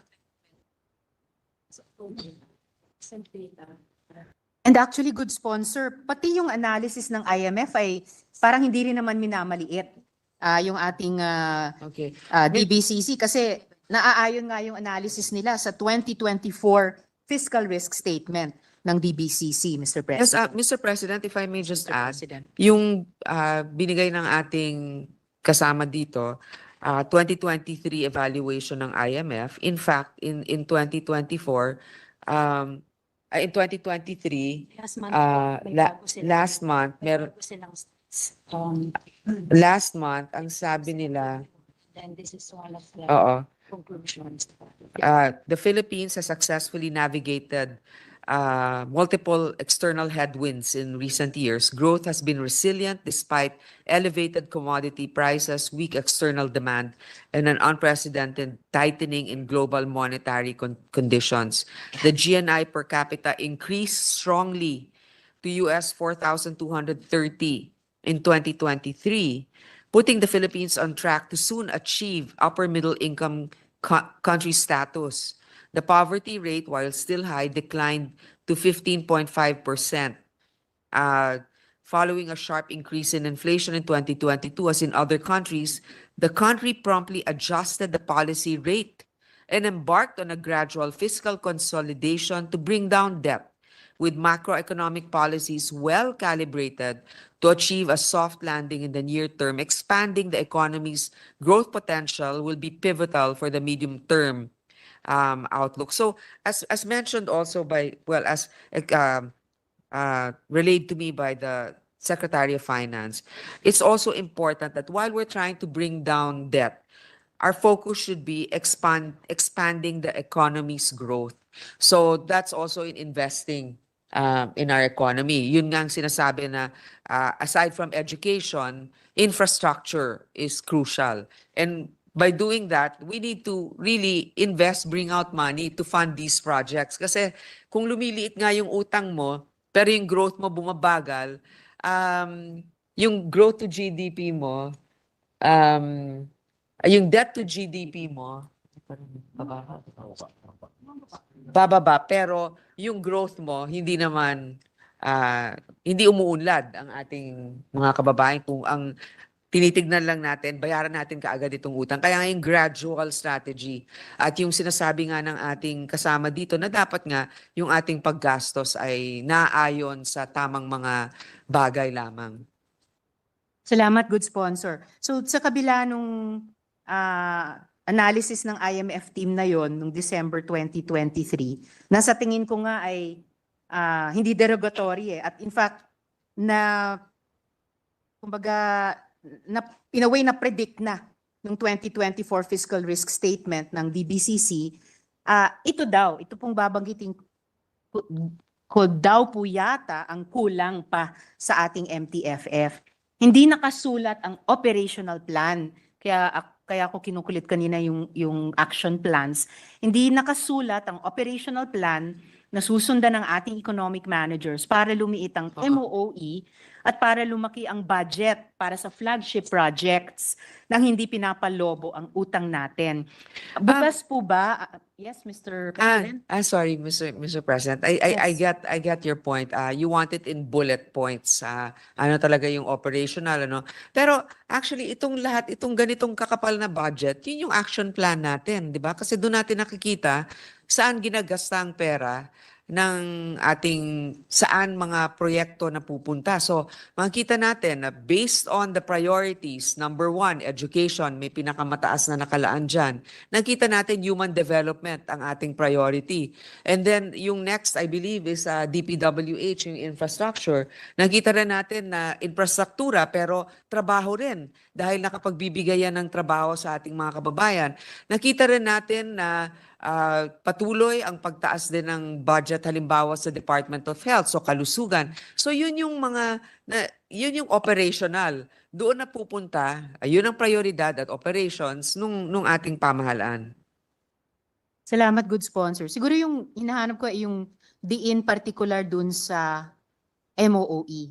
Kasi ang follow-up question ko sana ay bukas po ba ang ating chairperson na subukan natin gawing parte ng General Appropriations Act ang mga plano para halimbawa ay limitahan ng MOOE?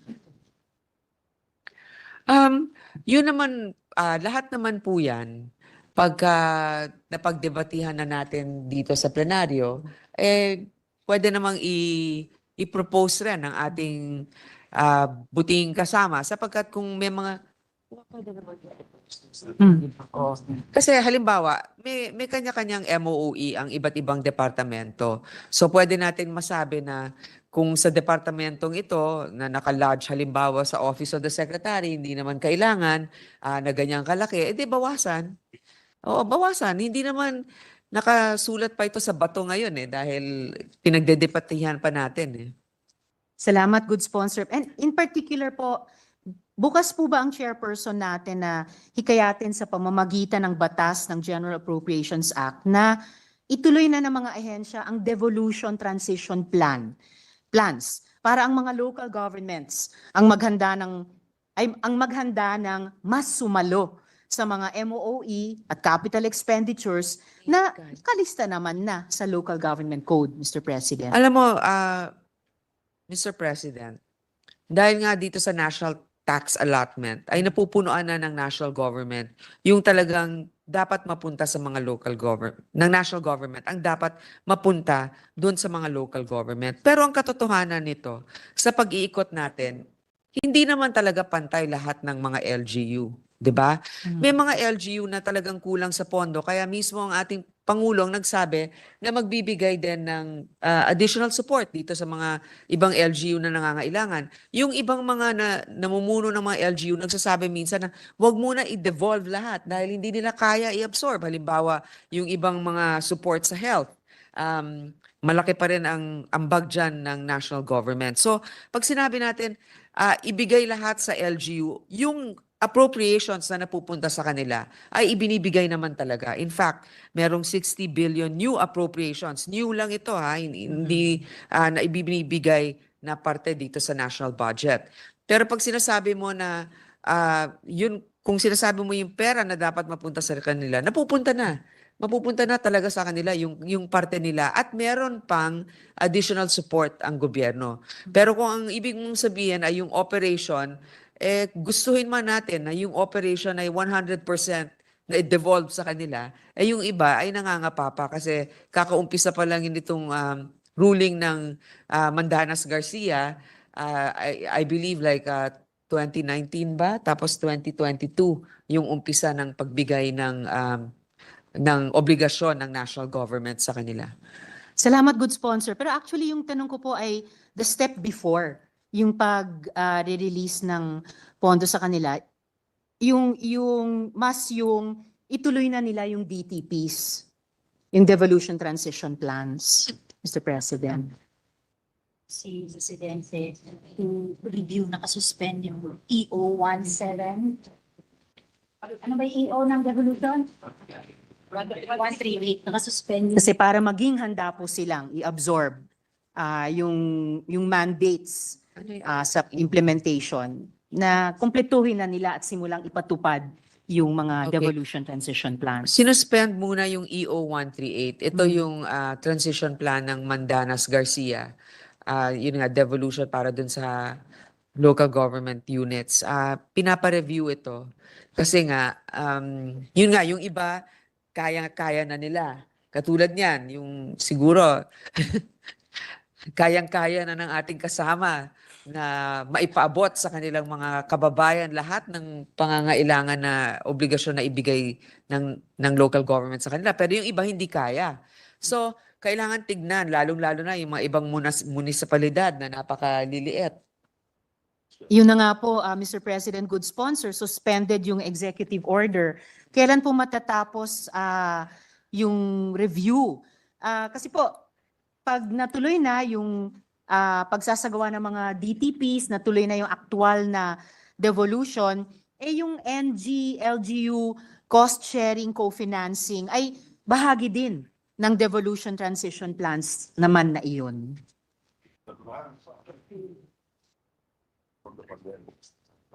To recover.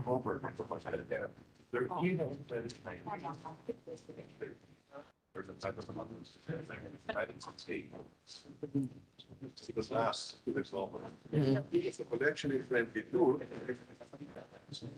when he recovered the pandemic, the years recently, he was protected, and then that's in the and but they 2019 what Yeah. they're the last recovery, that's why you Actually, Mr. President, yung era nila from 2019 until 2025, halos pareho lang. So for the LGU is actually the last to recover from the pandemic and I believe so kasi ang dami rin mga negosyo ang hindi na nakasurvive dun sa mga lugar and yung sa kanila pagka naparalisa ang isang sektor, mas malaki ang impact kasi mas maliit nga yung pinagkukuhanan ng income. So that's why the President has to review it again to make sure that it's responsive given the factors that we were faced in the past years. Kailan po matatapos yung review ni Presidente? Tawagan ko siya. Tapos na po, nagawa And na hindi tapos na, nagawa na ng NEDA. executive order. Sinusulat na lang yung executive order. Para in the interest of time, may we submit to you the Yes, recommendation of Please, and NEDA? thank you, good chair. Nire-recommenda naman siguro ng NEDA na ituloy na yung DTP at yung devolution, Madam Chair. Yes. So pwede po ba yung humabol sa ating pagfa-finalize ng GAA 2025? Makikita niyo yung recommendation. Ngayon, with regards to the President, syempre hindi naman pa dalos-dalos titingnan din.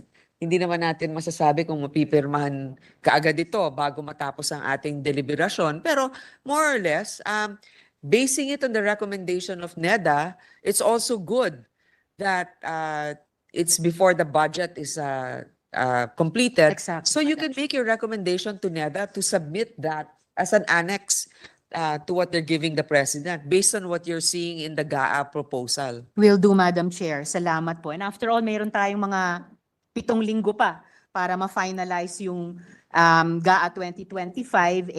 Baka gustuhin naman ni Presidente sa posibleng encouragement ng DBCC, yun na nga po, na makapagdesisyon sila dito sa rekomendasyon ng NEDA tungkol sa executive order kaugnay ng transition development plans para pwedeng salaminin ng GAA 2025 kung harinawa maging desisyon nilang paborable dyan, Madam Chair.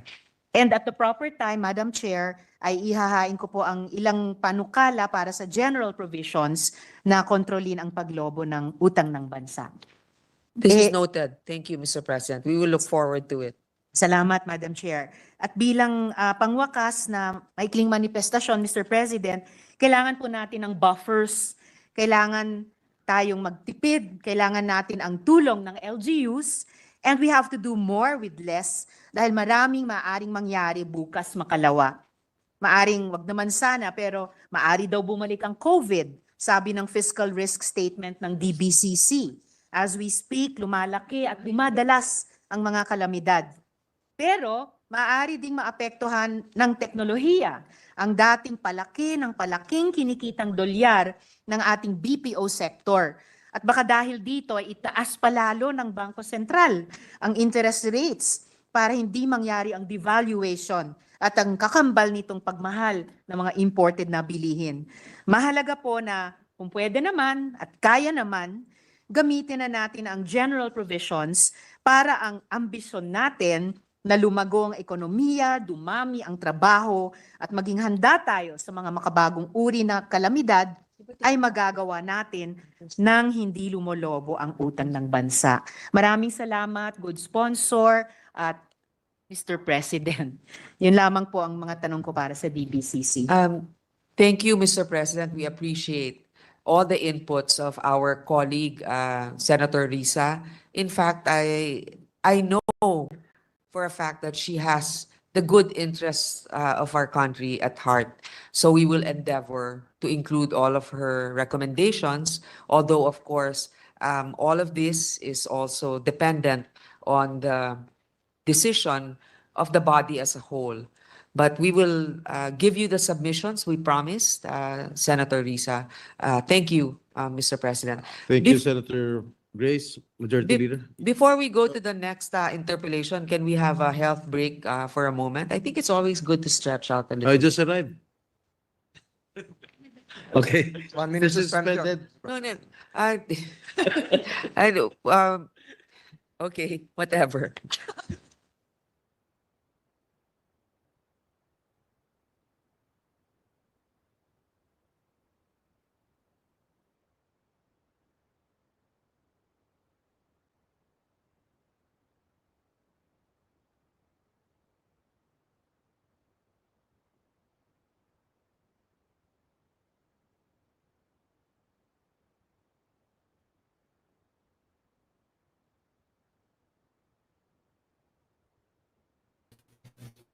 Ma'am CS Sampay, mega love shout out. Ma'am Merciful, Ma'am Mix, thank you so much.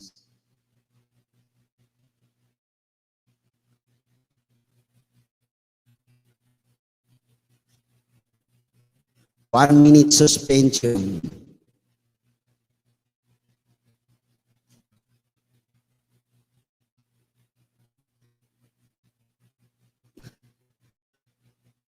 Ako na lang magluto, Ma'am Merciful.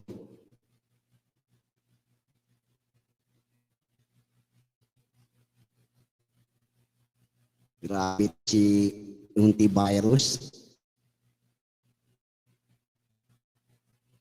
Ang hirap-hirap niya magkaintindi. Sa aming barangay lang yan. Siguro sa Pakingko.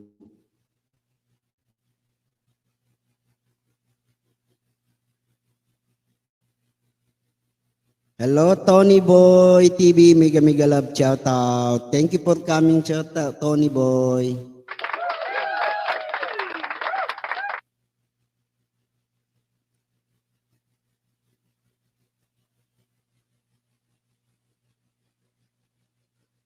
Next title ito sa Tony Boy.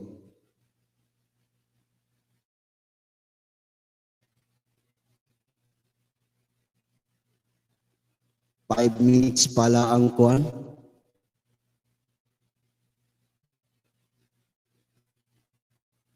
Five minutes.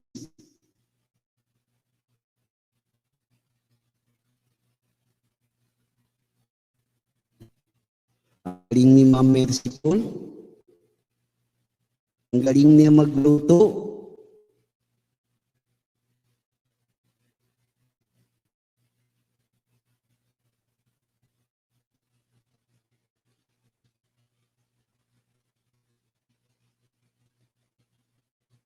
Mayroon din ako inayos na mag-asawa, nag-away.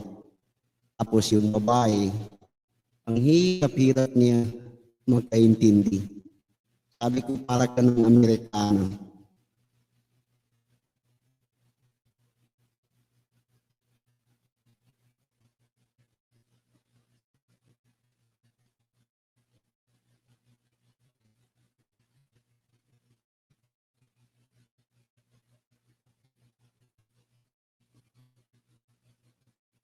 Sadyang hindi talaga nag-iintindi sa Tony Boy.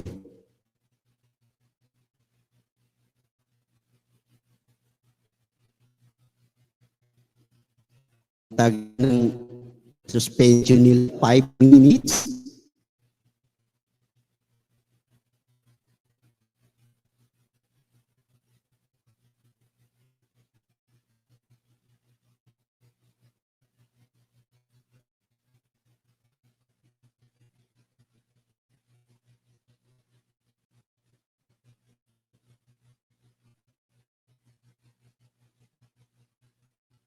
parating na si Bagyo.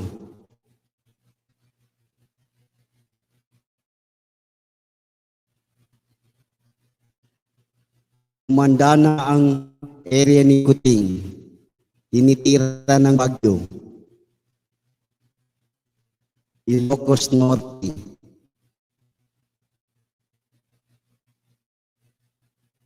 Ang liit-liit ng bahay na binibigay niya. Parang bahay ng aso.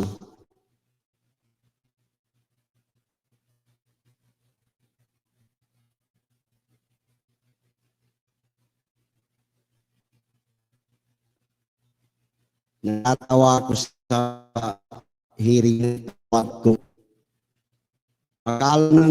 Akala nila importante sila kay Pisa.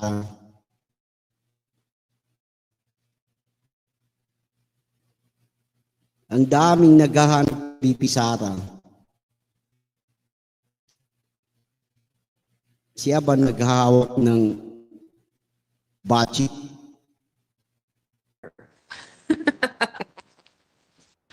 The next mayor of Makati is recognized, Senator Binay. Ayaw po sabihin eh. Thank you, Mr. President. Mr. President, sa taong pong ito, pinadama sa atin ang impact ng extreme weather conditions na dulot ng climate change. Malawakang pagbaha ang dinulot ng 11 bagyo na tumama sa atin sa taong ito. Kasama na pa po dito yung mga monsoon rains. Base sa situation reports ng NDRRMC, mahigit 5 milyong pamilya ang naapektuhan ng mga bagyo sa taong ito at 248,991 na bahay naman ang mga nasira.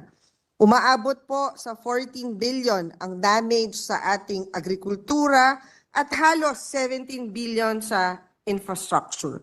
Under the current year, the total available appropriations for the NDRRM fund is 22.735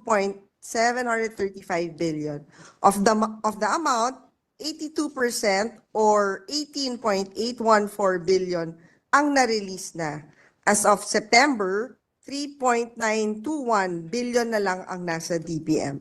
Mr. President, maaari po bang magbigay ng update tungkol sa mga pinondohan ng more or less 18 billion na NDRRM fund sa kasalukuyang taon?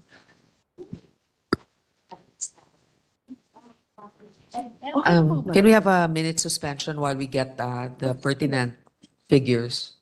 Session suspended for a minute.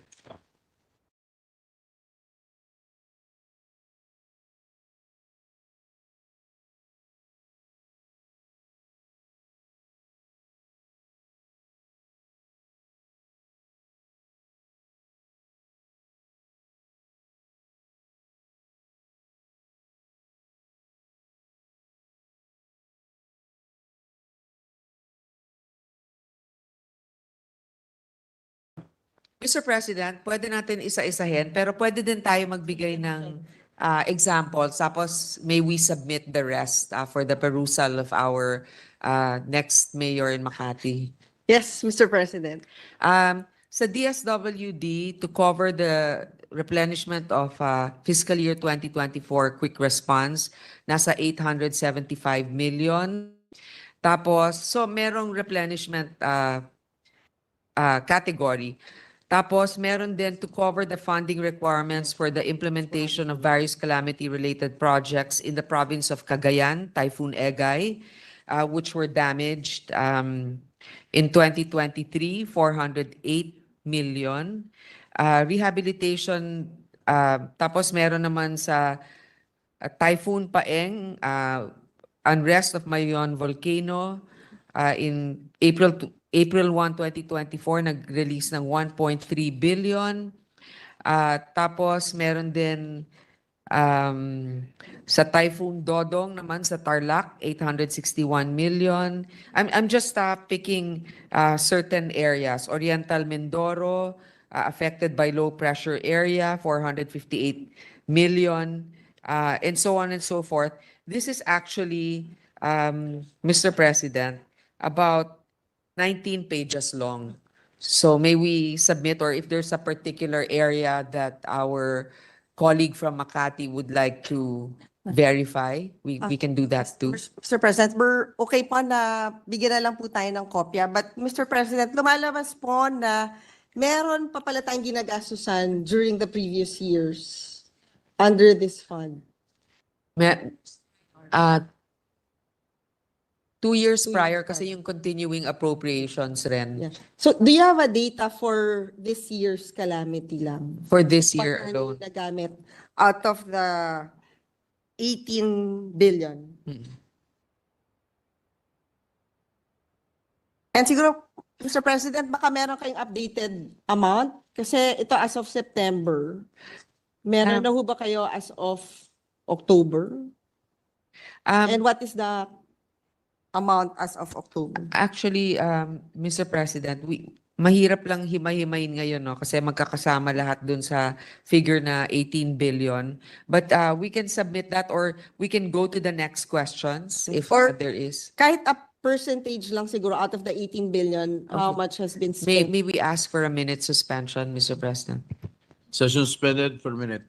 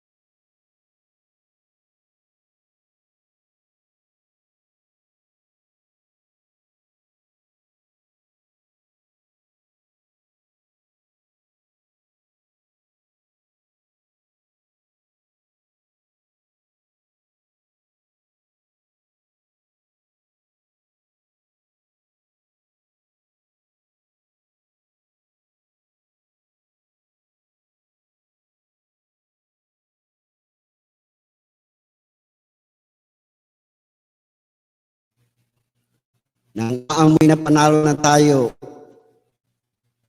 sa Tony Boy Ibing. Hello, Ma'am Panggamit, si Mega Mega Love shout out.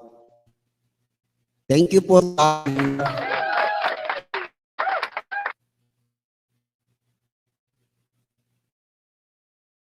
Ito ng Senate.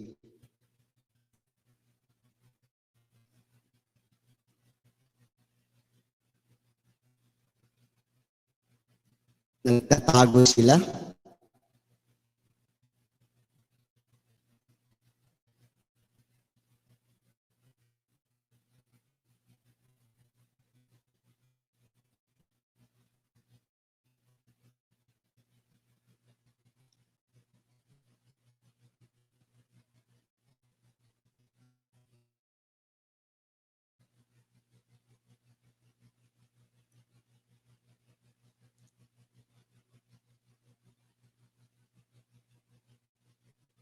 Kawawa talaga ang mga makakaliwa. Nangangamuin kayo.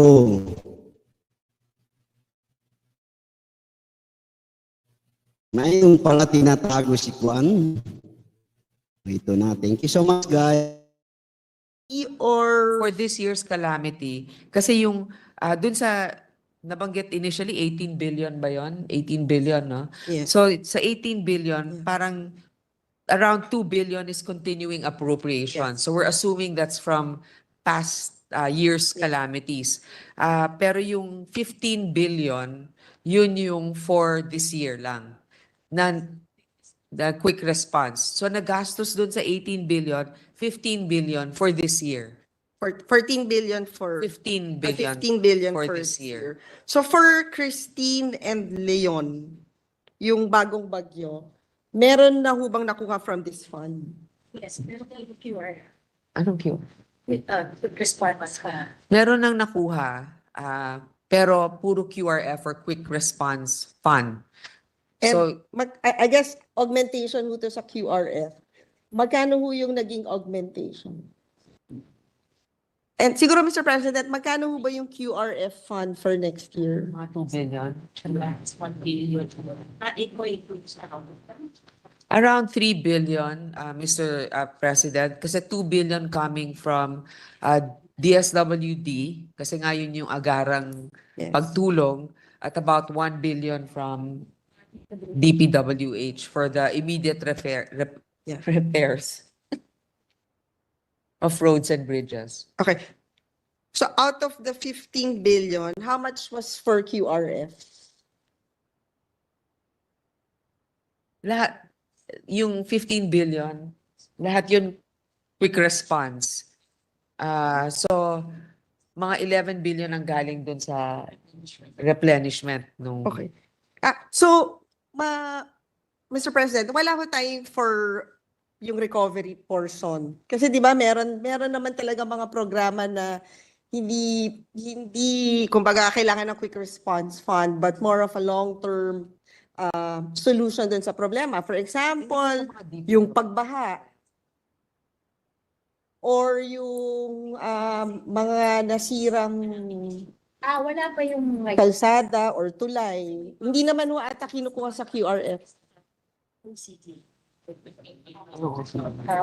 Siguro guys. Okay, yung long-term rehabilitation, for example, yung na-quote ko nga na 2 billion for past calamities, yun pa lang muna. Para sa taon na to, yung long-term rehabilitation, dadaan pa sa OCD or Office of Civil Defense.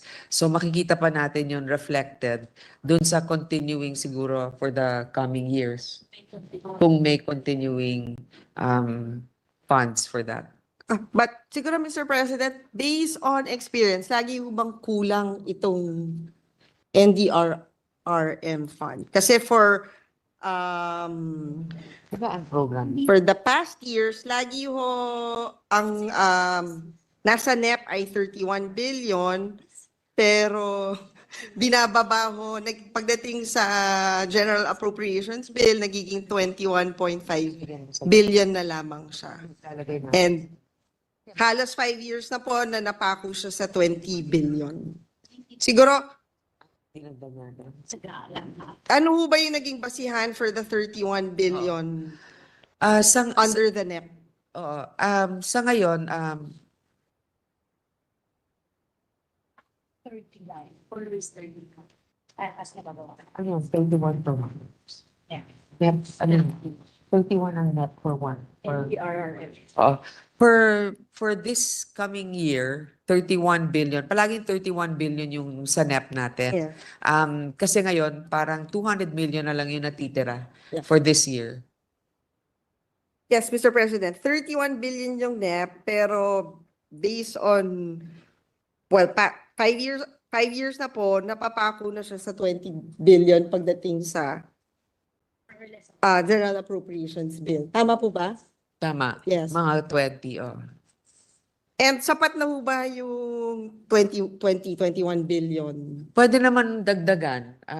This year, Nung this year po, previous years, kasi may continuing. okay lang kasi meron parang continuing appropriations na 2 billion for this year na galing from last time. So ngayon, hindi na talaga.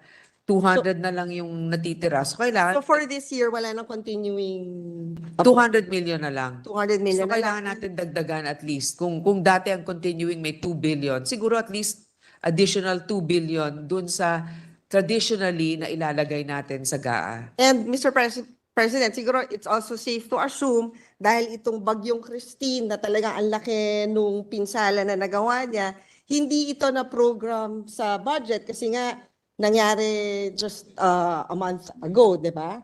So, siguro, ano yung plano ngayon para dun sa recovery and rehabilitation netong mga tinamaan ng Christine at Leon, and hopefully meron pa tayong more or less 1.5 months na hindi ho natin alam. Well, in fact, may padating na bagyo kung paano maa-address yung recovery and rehabilitation nitong mga naapektuhan ng disaster for next year.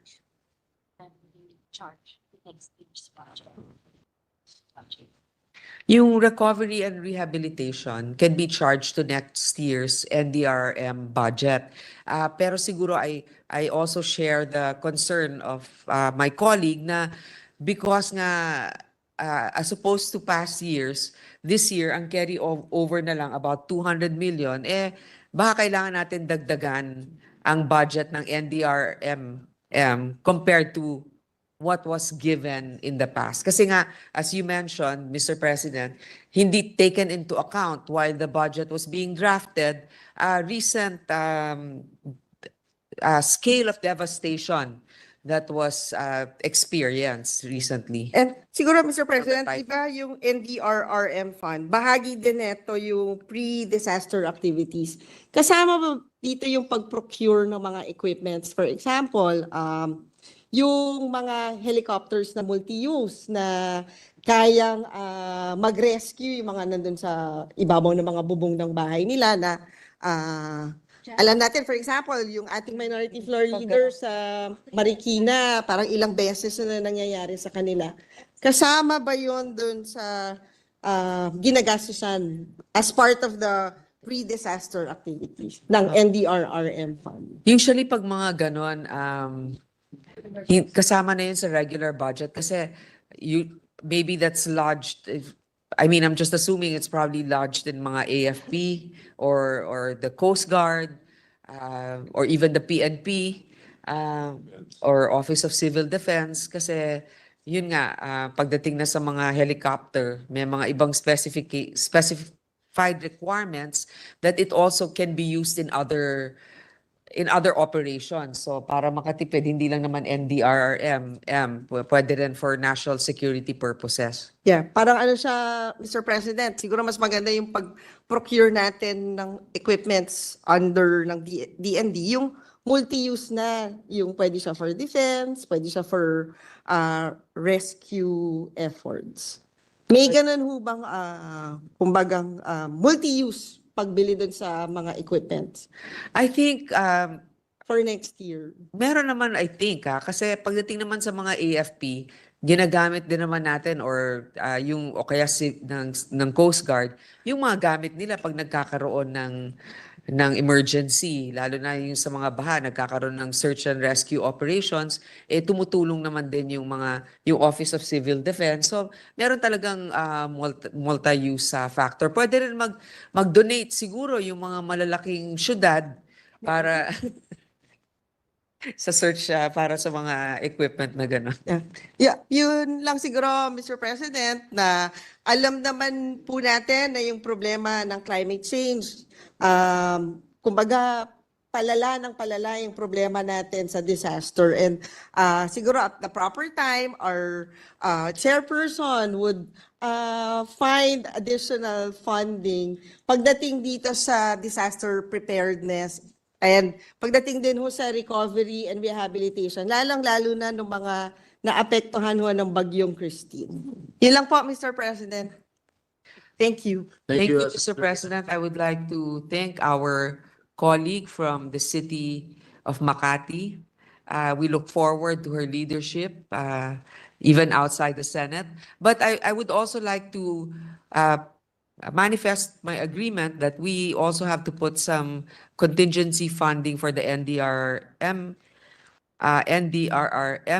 because of the recent low reserves that they have, which is already 200 million. Thank you, Mr. President. Thank you, Senator Grace, Senator Nancy. Yes, Majority Leader. Yes, Mr. President, next to interpret our sponsor is Senator Joel Villanueva. I move that he be recognized. Senator Villanueva is recognized. Thank you, Mr. President. Thank you, Majority Leader. Some of my questions were already raised, and so I would be doing my best to expedite the deliberation of the budget. And let me put into the records that this representation had been very supportive since time immemorial of the national budget. But there are some issues that we would like to again raise in this August chamber, as we have been consistently raising some of these issues, Mr. President. I will no longer touch on the national debt. I will start by asking one of the closest issue to this representation. Mr. Chairman, Mr. President, since 2017, we have been raising the issue of unfilled positions in government and the increasing number of job orders, contract of service workers in government. Bilang alam po natin na pinakamalaking employer sa bansa ay ang pamahalaan. Mr. President, may I just put into the records that according to the 2025 staffing summary, the total number of permanent positions for fiscal year 2025 is 2,017,380, of which 1,848,648, or 91.6% positions are filled, and 168,732 items, or 8.4% from the total number of positions available, are unfilled. And in contrast, Mr. President, the unfilled positions constitute 8.54% of the total number of permanent positions. So kung titignan niyo po, Mr. President, yung the past 5 years na kung saan ay yung mga unfilled positions ay napifill upan ng pamahalaan, itong nakaraang taon, 0.1% lang. In fact, we have been saying this for quite some time, 1 out of 10 positions in government are still unfilled. So may we know, Mr. President, kung meron man nagbago, baka pwedeng ma-update po ang representasyon na ito at makita naman ho natin, kasi kung 0.1% lang yung nangyari sa issue ng unfilled position, parang nabaliwala naman ho yata na since 2017 nire-raise natin ito. And I think the good chairperson of the Senate Committee on Finance would attest to this representation's advocacy in raising and pointing this out with the workers in government. Mr. President, thank you. Yes, Mr. President, I know that our good colleague from the great province of Bulacan has always had this advocacy for workers and trying to eliminate the permanent job order status. I know that the requirements really, there has been executive orders that you cannot, there are certain criterias. You can hire for seasonal employment. For example, let's say when you're building roads, you need more workers. You can also hire for specific expertise for consultants. But in other concerns, in the general provisions of the guide stipulates that the heads of department and bureau offices and instrumentalities under executive branch shall adopt an institutional strengthening measures to enhance the productivity and improve service of delivery. So agencies are also encouraged to appoint the respective qualified COS and JO workers to the vacant positions of the agency. The hiring of contractual positions shall be subject to the CSC rules and regulations. Currently, the DBM is preparing a draft circular calling for the submission of roadmaps, action plans by the different departments, agencies with regards to their respective positions that have been unfilled in the past 5 years.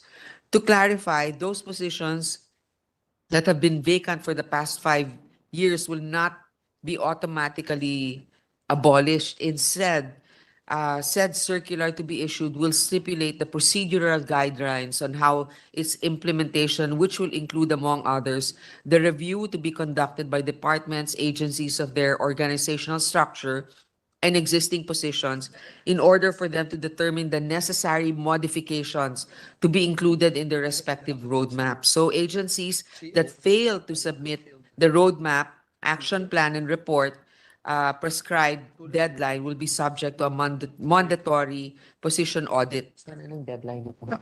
Yes, Mr. President, distinguished colleague, and I appreciate the answers given to us by our chairperson of the Senate Committee on Finance. Mr. President, I'll go later on the issue of job orders and contract of service. In fact, in the committee hearings, we asked for the submission of these documents. In fact, we were able to get the documents submitted by DBM, documents coming from different agencies of the government. While I'm still on the issue of unfilled and filled positions, may I just ask perhaps one last time, Mr. President, how many unfilled positions are still available in the government sector, Mr. President?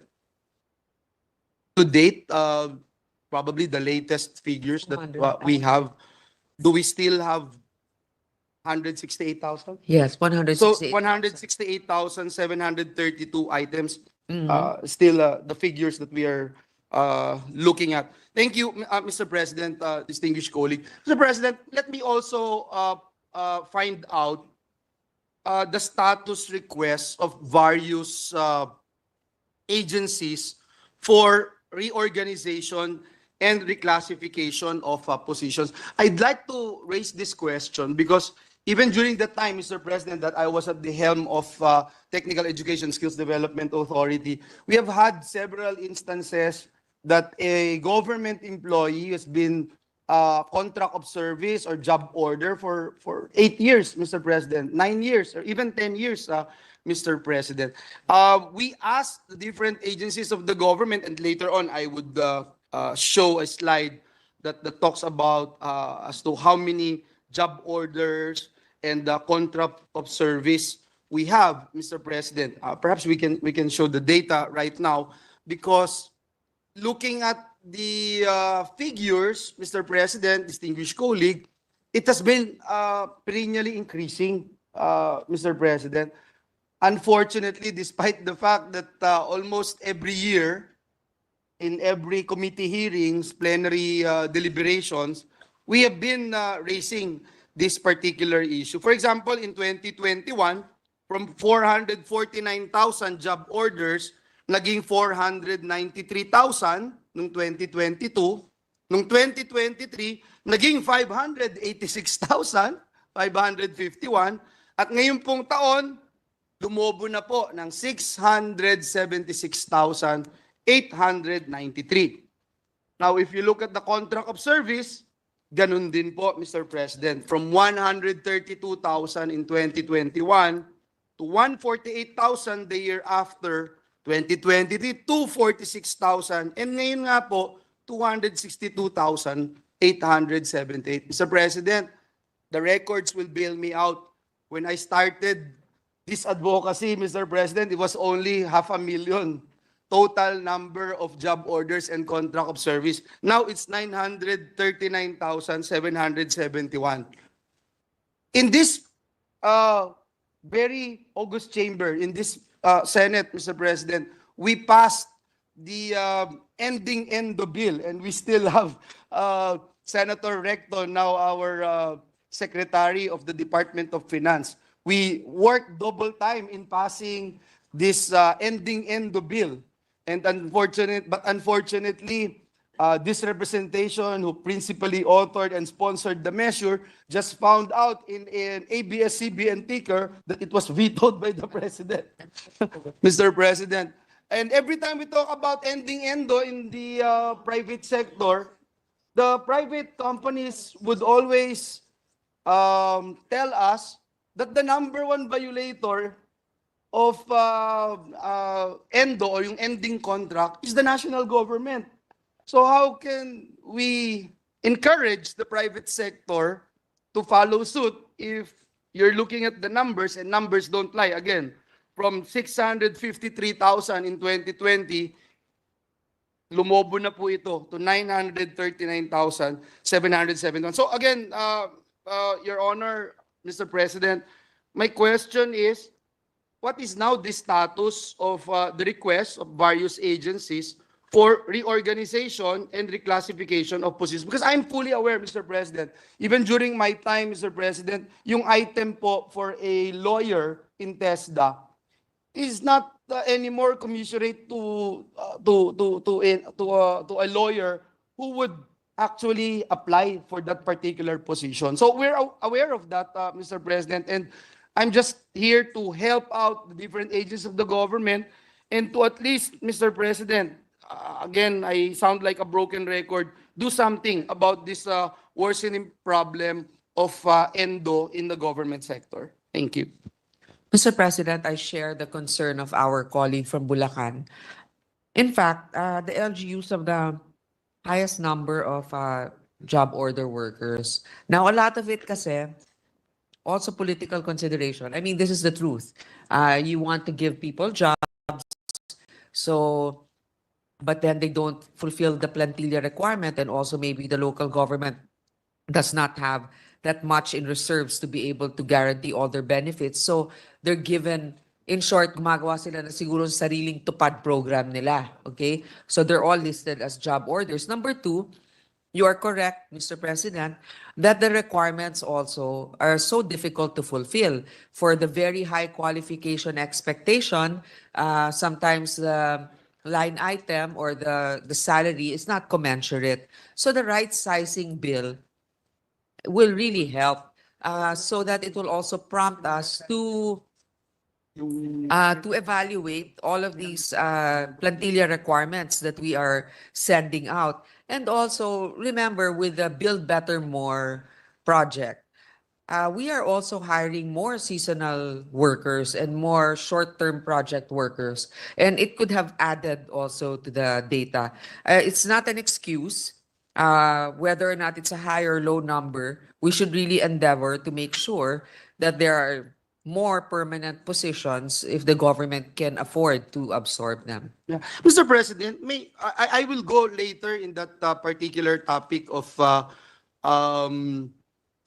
categories when you talk about employment status of our kababayans, especially in government. Mr. President, may I just find out if there are requests from various agencies to reorganize and reclassify their positions lodged in perhaps DBM, if I'm not mistaken. Is that it? So Meron. what's now the status, Mr. President, of this request? Because I feel that this would also help in filling up the unfilled positions and at the same time to lower the ballooning number of job orders and contract of service. Do we have a timeline, for instance, or how many? Or reclassification. Patay na. DPWH, EDI, Mr. President, it depends on the department. Those that have submitted so far and were approved by the DBM is DSWD. No surprise there. They have a very good secretary. And TTI and DPWH. I'm glad that DTI, DPWH, and DSWD were mentioned, Mr. President, because I would agree with the statements made by our distinguished chairperson of the Senate Committee on Finance. Ang talagang mas malaking portion ng job order at contract of service ay nandun sa mga local government units. But if you look at the national government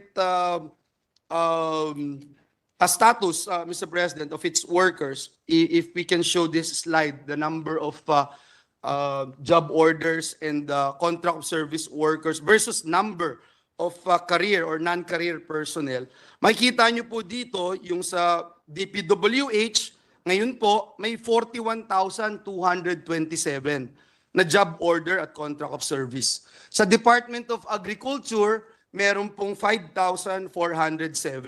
Sa Department of Science and Technology, 1,209. DTI, 2,141. DSWD, 22,412. So, hindi din po siguro tama na sabihin na LGU lang ang violator ng ending-endo. Because if you look at these figures, Mr. President, distinguished colleague, malaki po yung numero ng ating mga kababayan na nabigyan ng trabaho, and some of them unfortunately have been in the different agencies and departments of this government na hanggang ngayon job order at contract of service. That's why we wanted to find out, Mr. President, for instance, in the DPWH, tanungin natin, sino ba yung mga JOs and the contract of service? Sasabihin po, yung mga gumagawa ng roads, yung gumagawa ng bridges, naghahalo ng semento, etc. Eh di ho ba, Mr. President, and I wanted to ask this question, policy naman ng gobyerno na mag-hire on a regular basis dahil ang DPWH, expected naman po sila talaga na gumawa ng roads, mag-maintain ng roads and bridges. Hindi po ba, Mr. President? Mr. President, pag in-add mo naman lahat yan, no, dun sa total na 900,000, Yes. maliit nga yung, marami, pero yun nga, makikita mo talaga na yung bulk LGU. Hindi naman natin sinasabi LGU lang ang may problema. Totoo po, na kailangan sa DPWH ang mga nagme-maintain ng karsada, ganyan. Pero alam naman natin na ang nangyayari ay pag may malaking proyekto, doon talaga dagsaan ang mga ilalagay ng mga tao.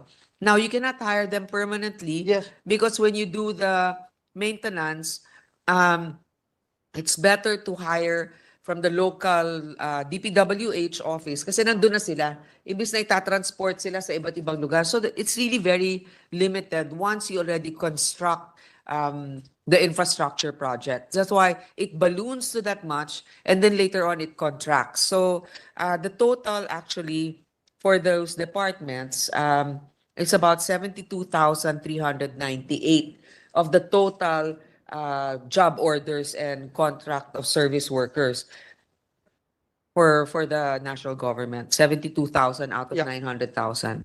Thank you, Mr. President. I also agree that the bulk of JOs and the contract of service nandun po sa LGUs, but we feel na it is important that the national government would do something in helping our job orders and contract of service workers qualified for appointment to regular positions, considering that right now, as mentioned earlier, there are 168,732 items that are still unfilled. So I hope that we're clear on that and that the national government, especially our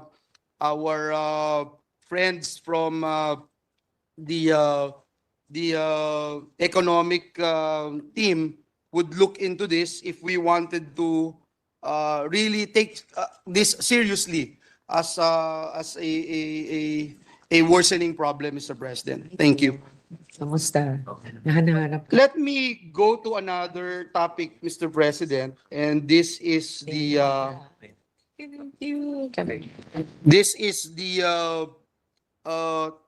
issue on labor force survey and general labor market governance. Mr. President, I commend the administration for getting a very good figure. Itong huling lumabas na unemployment rate po natin na 3.7%. So right now, there are only 1.89 million Filipinos who are unemployed, according to the report, 3.7% from 4.5%. in September of 2023 and August 2024, which is a 4%, no? 3.7% na lang po ang unemployment natin. 49.9 million Filipinos are employed. Ngunit gusto ko lang pong pagtuunan ng pansin kung ito po ay masasabi natin na legitimate and at the same time figures that we are actually acknowledging and sumasang-ayon po tayo, especially yung ating mga economic managers, or perhaps we should look into this in a perhaps more realistic metric of accounting for the number of employed and unemployed persons, or perhaps adding additional metrics, since the international definition does not correspond to the realities on the ground. Would the chairperson of the Senate Committee on Finance agree with this? Because if you look at the PSA labor force survey, which uses the International Labor Organization definition of employed persons, according to the ILO, for operational purposes to identify persons employed in a short reference period, a criterion of 1 hour of work, 1 hour of work for pay or profit is used. So ibig sabihin, this 1 hour criterion ensures that all types of jobs, including part-time, temporary, casual, are taken into account in employment statistics to support the monitoring of the working conditions of all employed persons. So, hindi ko po alam, no? I'm not an expert. I wanted to look for a better metric system or some kind of additional metrics that we can actually use in order to support ito pong ating ginagamit. Because later on, I would show you something na hindi po, what do you call this, hindi po consistent. May ginagamit na ILO standards, meron din po hindi ginagamit na ILO standards, Mr. President. Ito ba, yung unemployment sa under-employed. Pero i-report din natin lahat yung average work hours per week for at least 1 hour. Balance definition. If now we didn't use it 1 hour, the average hours per day is 14, which is 50 hours. Mr. President, I understand. Although technically, if you're employed by 1 hour, you'd say that you're employed. But there are other metrics also used. For example, underemployment, how much they are actually receiving. Is it commensurate for the work that they do, the number of hours that they have?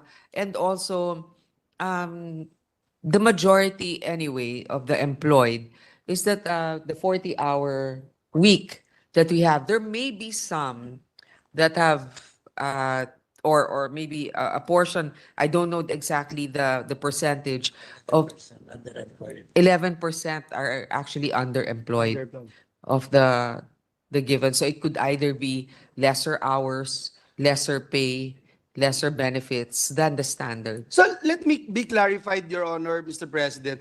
The 49.9 million employed in the latest statistics report means that all of these 49.9 million had a 1 hour job. Is that a correct statement? At least. At least. So yeah, and I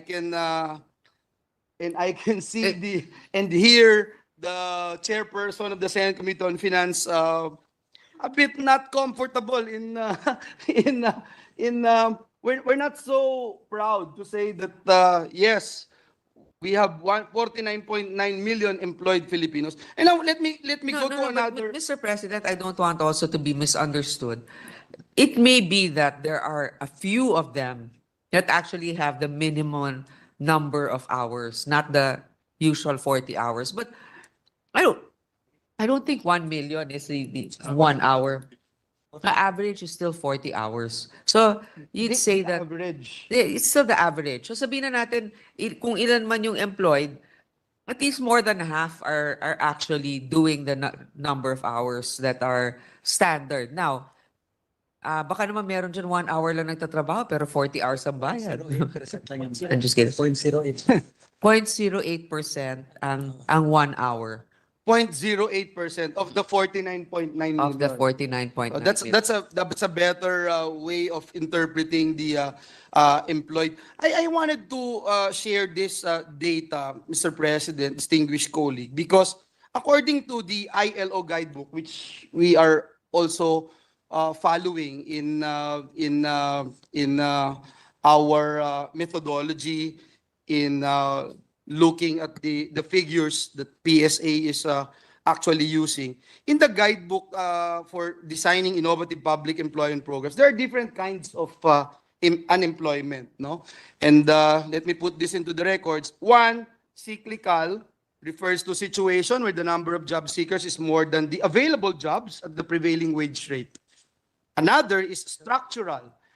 Structural unemployment refers to situation where there is a mismatch between jobs offered and the jobs needed, caused by disparity between skills level, geographical location, sectoral shifts in production pattern of a country, and others.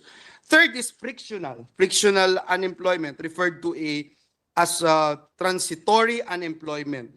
It indicates those unemployed who are transitioning between jobs. Now, there's long-term. Long-term unemployment, ito naman yung nire-refer to those who are unemployed for a longer period, typically unemployed sila for a longer period, typically for more than 6 months.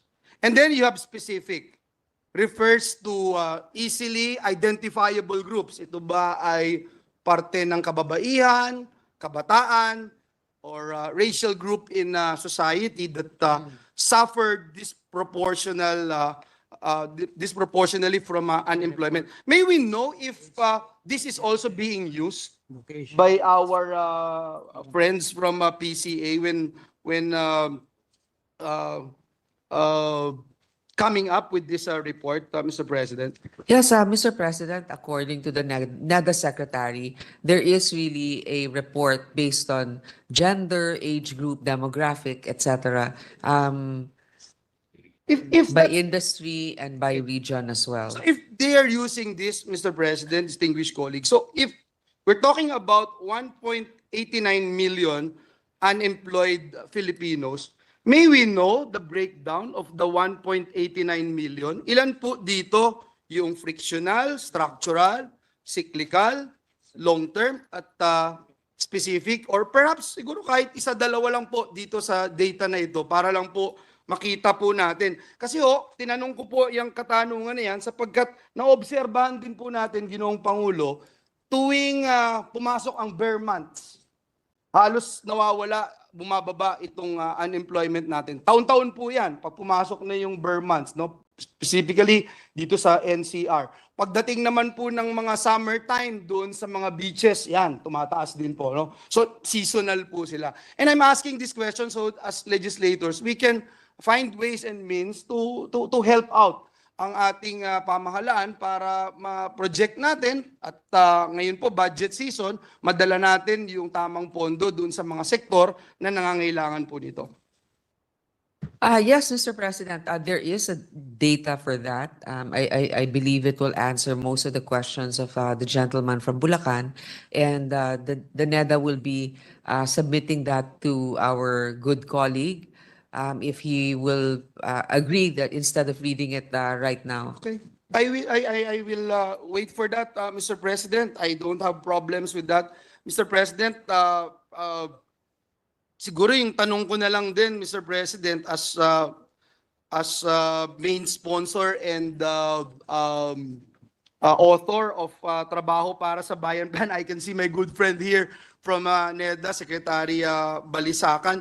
Yung pong following the conduct of consultations for the crafting of the Trabaho para sa Bayan Plan, may we know, Mr. President, kung part of that report would include itong mga binabanggit at napag-uusapan natin. Example, Mr. President, yung trends being observed by our economic managers in the past labor force surveys in terms of jobs, considering the increase from the regular 9 to 5 jobs to more alternative working arrangements. At kaya po dito sa Senado, sa Senate Committee on Labor, we have been talking of coming up, if not add more different working arrangements, Mr. President. And that led to the passage of, if you recall, Mr. President, the passage of Telecommuting Act or the Work from Home Act, Mr. President. The trabaho para sa bayan plan will be completed by the end of this month, end of this year. And that the trabaho para sa bayan Bayan. plan will Which you be co-authored, Mr. President. Yes, yes, Mr. President, proudly will be available at the end of this year. Yeah, thank you, Mr. President. And one last thing about the NED report, I was able to browse the statements issued by NEDA that the government would continue implementing supply and demand side interventions to achieve quality employment targets under the Philippine Development Plan. May we know, Mr. President, before I leave this topic, what kind of interventions will be implemented to improve the job quality and the incomes of Filipino workers? As mentioned a while ago, nandyan yung seasonal, nandyan yung mga problema natin. Pagkatapos na ng Pasko, bumabalik na at tumataas muli yung unemployment, yung mga trabaho na hindi supisyente para buhayin ang isang pamilya at kung paano natin masisiguro na makalikha pa tayo ng mga dekalidad na trabaho, Mr. President. Actually, Mr. President, that's also in line with what our Secretary of Finance have mentioned earlier. A lot of investments for our economy to grow. That's why by creating more jobs, actually, kung napapansin niyo, actually quality engineers or even construction workers are difficult to come by with all of the building progress that is happening. So more demand for workers will actually make it more lucrative for them because to be able to win those workers to work for you, you'd actually have to compensate them better. Kaya nga pinapalitan rin natin yung mga government requirements sa plantilla kasi nga hindi na tayo makakuha unless we become more competitive. So that's one. Number two is also human development. So katulad nga ng ginawa ng ating masipag na senator from Bulacan, itong mga skills training and initiatives ay hindi lamang isinasa batas kung hindi binibigyan pa ng pondo para nga yung ating mga kababayan mas maging magaling sila sa kanilang bokasyon at mas makakuha sila ng sweldong nararapat para dun sa kanilang nalalaman. So dalawang factors yan, investments, jobs creation, and also human development.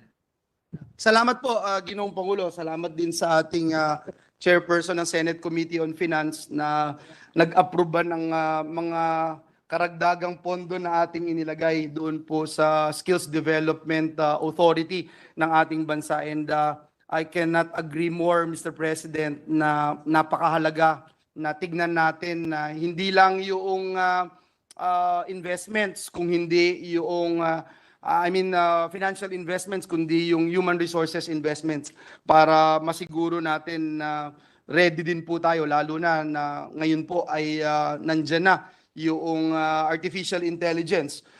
Just recently, I was in Singapore. I saw yung robot na si Ella, na kapwa ko barista. She can do 200 cups of coffee in an hour. And just recently, I was also told that Robot Ella is already in SM Mega Mall. So kung hindi tayo naghahanda dito sa mga ganitong initiatives na nangyayari sa ating kapaligiran, mahirap po makipagsabayan. In South Korea, they're already taxing their robots. In Saudi Arabia,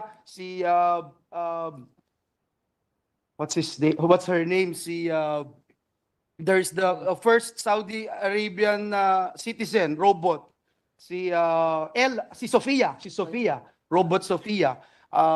Ganun din sa mga Amazon warehouses, yung Kiva robots nila, yun na yung ginagamit nila. And that's why I feel, Mr. President, that it's important na we invest in our human resources dahil yan ang tunay na yaman ng mga Pilipino. Even abroad, talagang hinahanap yung mga Filipino workers. Let me go to my last topic, Mr. President. We'd like to find out about the infrastructure programs of the administration. I've been listening attentively to the statements being answered by our distinguished colleague, the chairperson of the Senate Committee on Finance, na ang sentro ng ating pamahalaan ay to build more, yung paggamit at paggasta natin nakalaan sa mga infrastructure projects natin. And tayo po dito sa Senado, nag-hearing po tayo ilang beses, lalong-lalo na nung nagkaroon ng matinding pagbaha, hindi lamang sa Bulacan, kundi sa ibang parte ng ating bansa. Mr. President, I have been saying this for quite some time na ang budget ng ating pamahalaan for flood control alone, kasama ang DPWH, MMDA, Climate Change Commission, DENR, etc., ay tumataginting na 1,444,000,000 a day. So, gusto nating may check at malaman kung saan ba ito napupunta. Noong pong nagkaroon ng pagdinig, ang committee ni Senator Bong Revilla, napag-alaman po natin mismo sa ating secretary ng Department of Public Works and Highways, and I will go to this later on. Merong 74 infrastructure flagship projects according to DPWH. Ito rin po yung nasa NEDA. 13 of them were tagged as water resources projects and have indications that they are used for flood control and mitigation. Pero tinitingnan ko po itong mga big ticket items, no, Mr. President, especially itong mga foreign assisted projects. Again, during our hearing dito sa Senado, it was highlighted that we need foreign assisted projects because they are the big ticket items that contribute to long-term flood mitigation. Yun po yung lumabas doon sa pagdinig. An example would be the Metro Manila Flood Control Project funded by the World Bank. Pero kung titingnan po natin itong mga foreign assisted projects budget ng DPWH, ang lumabas po doon sa pagdinig, napakaliit o mas maliit ito kumpara sa small ticket projects. Kaya ang lumabas nga po doon sa pagdinig, patsi-patsi yung mga proyekto. Patsi-patsi yung naging project. And Senator Amy Marcos would also attest to this because she was there during that hearing.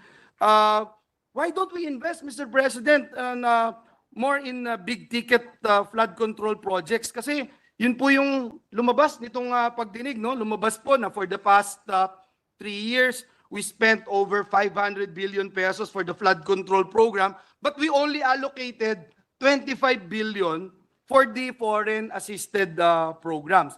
Now in 2024, FAPs are in the unprogrammed, Mr. President, itong 2024. So in the last 3 years, I'm looking at the data, we have only allocated 3.8 billion for the foreign assisted projects, which represents only 0.7% of the total flood management program of the DPWH. Kaya masakit to isipin, Mr. President, especially coming from a province like Bulacan, na taon-taon ho, binabanggit ho natin, ito yung flood control project, ito yung napupunta sa aming rehiyon, yun nga pong nakaraan doon sa Bicol region, mismo ang ating Senate President wanted to look into this because the past 2 years ay 60 billion plus yung naka-lodge doon sa flood control projects. Pero pag tinignan po natin at gaya nung nakaraang pagdinig sa DPWH, sinasabi po nila yung mga small items ang napagbigyan, hindi yung big items. Again, Mr. President, it only represents 0.7% of the total flood management program ng DPWH, yung foreign assisted itong FMPs, Mr. President, ng DPWH, Mr. President, doon sa foreign assisted project. So, may we know, Mr. President, why we are not investing more in big ticket flood control projects na makikita natin talaga yung pong prutas ng ating labor at investment. Thank you, Mr. President. Actually, I agree. There should really be a national plan as to the all these waterways and general engineering projects.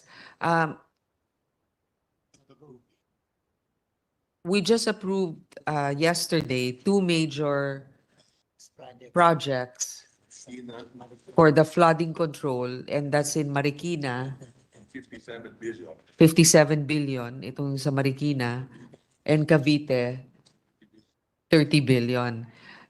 I'm sorry, Mr. President, in Cavite and Marikina,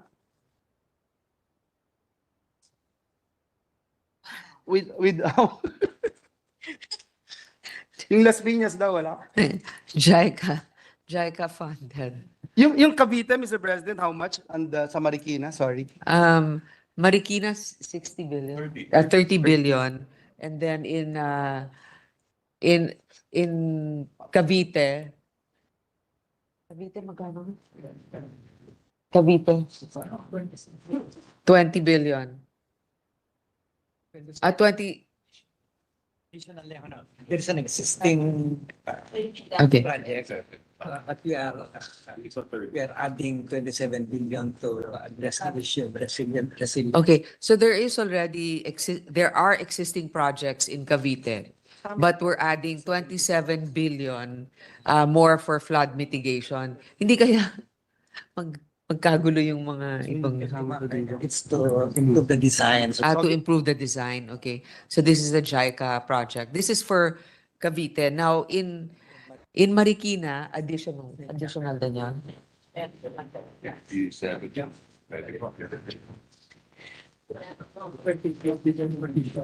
25 billion additional. Mr. President, 25 billion additional sa Marikina. I'm willing to wait for the total number of projects that have been approved recently, plus the figures. I'm more than willing to wait for it, Mr. President.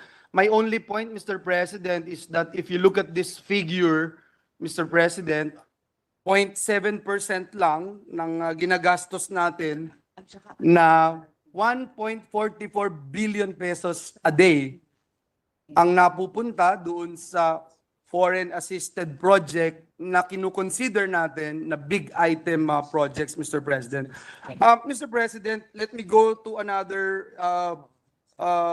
issue on multipurpose water infrastructure. As I mentioned a while ago, the DPWH has 74 infrastructure flagship projects according to the NEDA.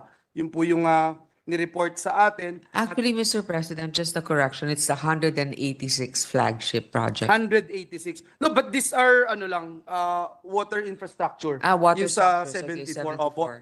And 13 of this 13 lang yung sa water resources projects, if I'm not mistaken, and have indications that they are used for flood control and mitigation. If I'm correct, Mr. President, please correct me if I'm wrong. That's correct, right? 13 of these are tagged as water resources. Karamihan po sa mga ito, Mr. President, may connection sa flood mitigation o flood control. May we know, Mr. President, alin sa mga proyektong ito ang may iba pang gamit kagaya po ng irigasyon, kuryente, industrial at iba pa, Mr. President, mula po dito sa 13 water resources projects. Power. Yeah. Irrigation, power, industrial. Actually, the one in Iloilo, always Halur. Alur, yeah, the great province of Iloilo. Multi-purpose po yan, yung dam nila. Nautusan po ako ng principal. Hingi daw lang po ako ng report at bigyan ko ng kopya ang bawat isa. So, if that okay. is possible. Of course, Madam of Chair. course. So yun nga, yung example nga doon, yung dam doon, for irrigation, for power, di ba? So, at saka water supply for households. Sige po, para mas mapadali, hintayin na lang po namin na Mr. President. Ayan po yung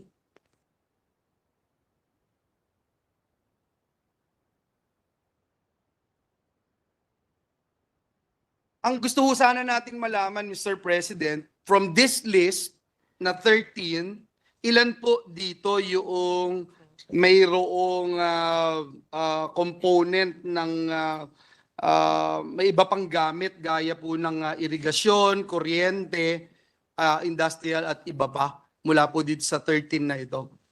And I will give a copy to our principal, Senator Villar. Thank you. Siguro yun na lang po yung ihintayin ko po, no, yung ilan dito sa mga proyekto yung may iba pa pong gamit. One last thing, Mr. President, gusto kong itanong, Mr. President, kasi pinag-usapan po natin yung flood foreign assisted projects. Inisa-isa ko yung mga saro nitong mga nakaraang araw. Parang 800 pages po yun, Mr. President. At napag-alaman ko po, for example, ito po sa flood mitigation related FAPs na pinondohan under the Unprogrammed Funds.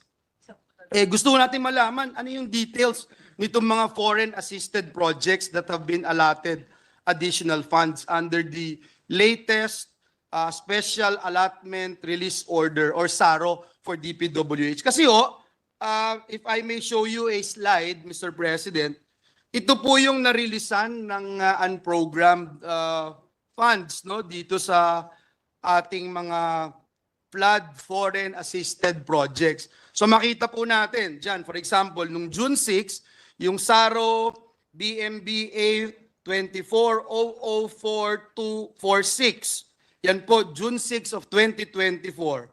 Nakalagay po diyan to cover the first and second quarter GOP counterpart requirements of the Panay-Guimaras Negros Island Bridges project. Yung SARO BMBA 2400148804 as of September 17, 2024, 201 million. Kinover po niya yung loan proceeds requirement for the implementation of the Metro Manila Bridges Project, ADB loan po ito. At yung September 17, 2024, na nagkakalagang 153.436 million, SARO number BMBA 2400148802, ay kino-cover naman po nito yung third and fourth quarter na GOP counterpart requirements ng Panay Island Bridges Project. Ito pong dalawa na nasa itaas at nasa ibaba, 10 billion po at 11 billion. Pero dito po, wala akong nakalagay. Ang nakalagay lang po to cover the first and second quarter counterpart requirements of various foreign assisted projects. Saan po ito, Mr. President? At ano yung description to? Bakit wala po dito, Mr. President? That's a very good question. Even I'm curious. Let me wait for the explanation of the DBM. Sorry.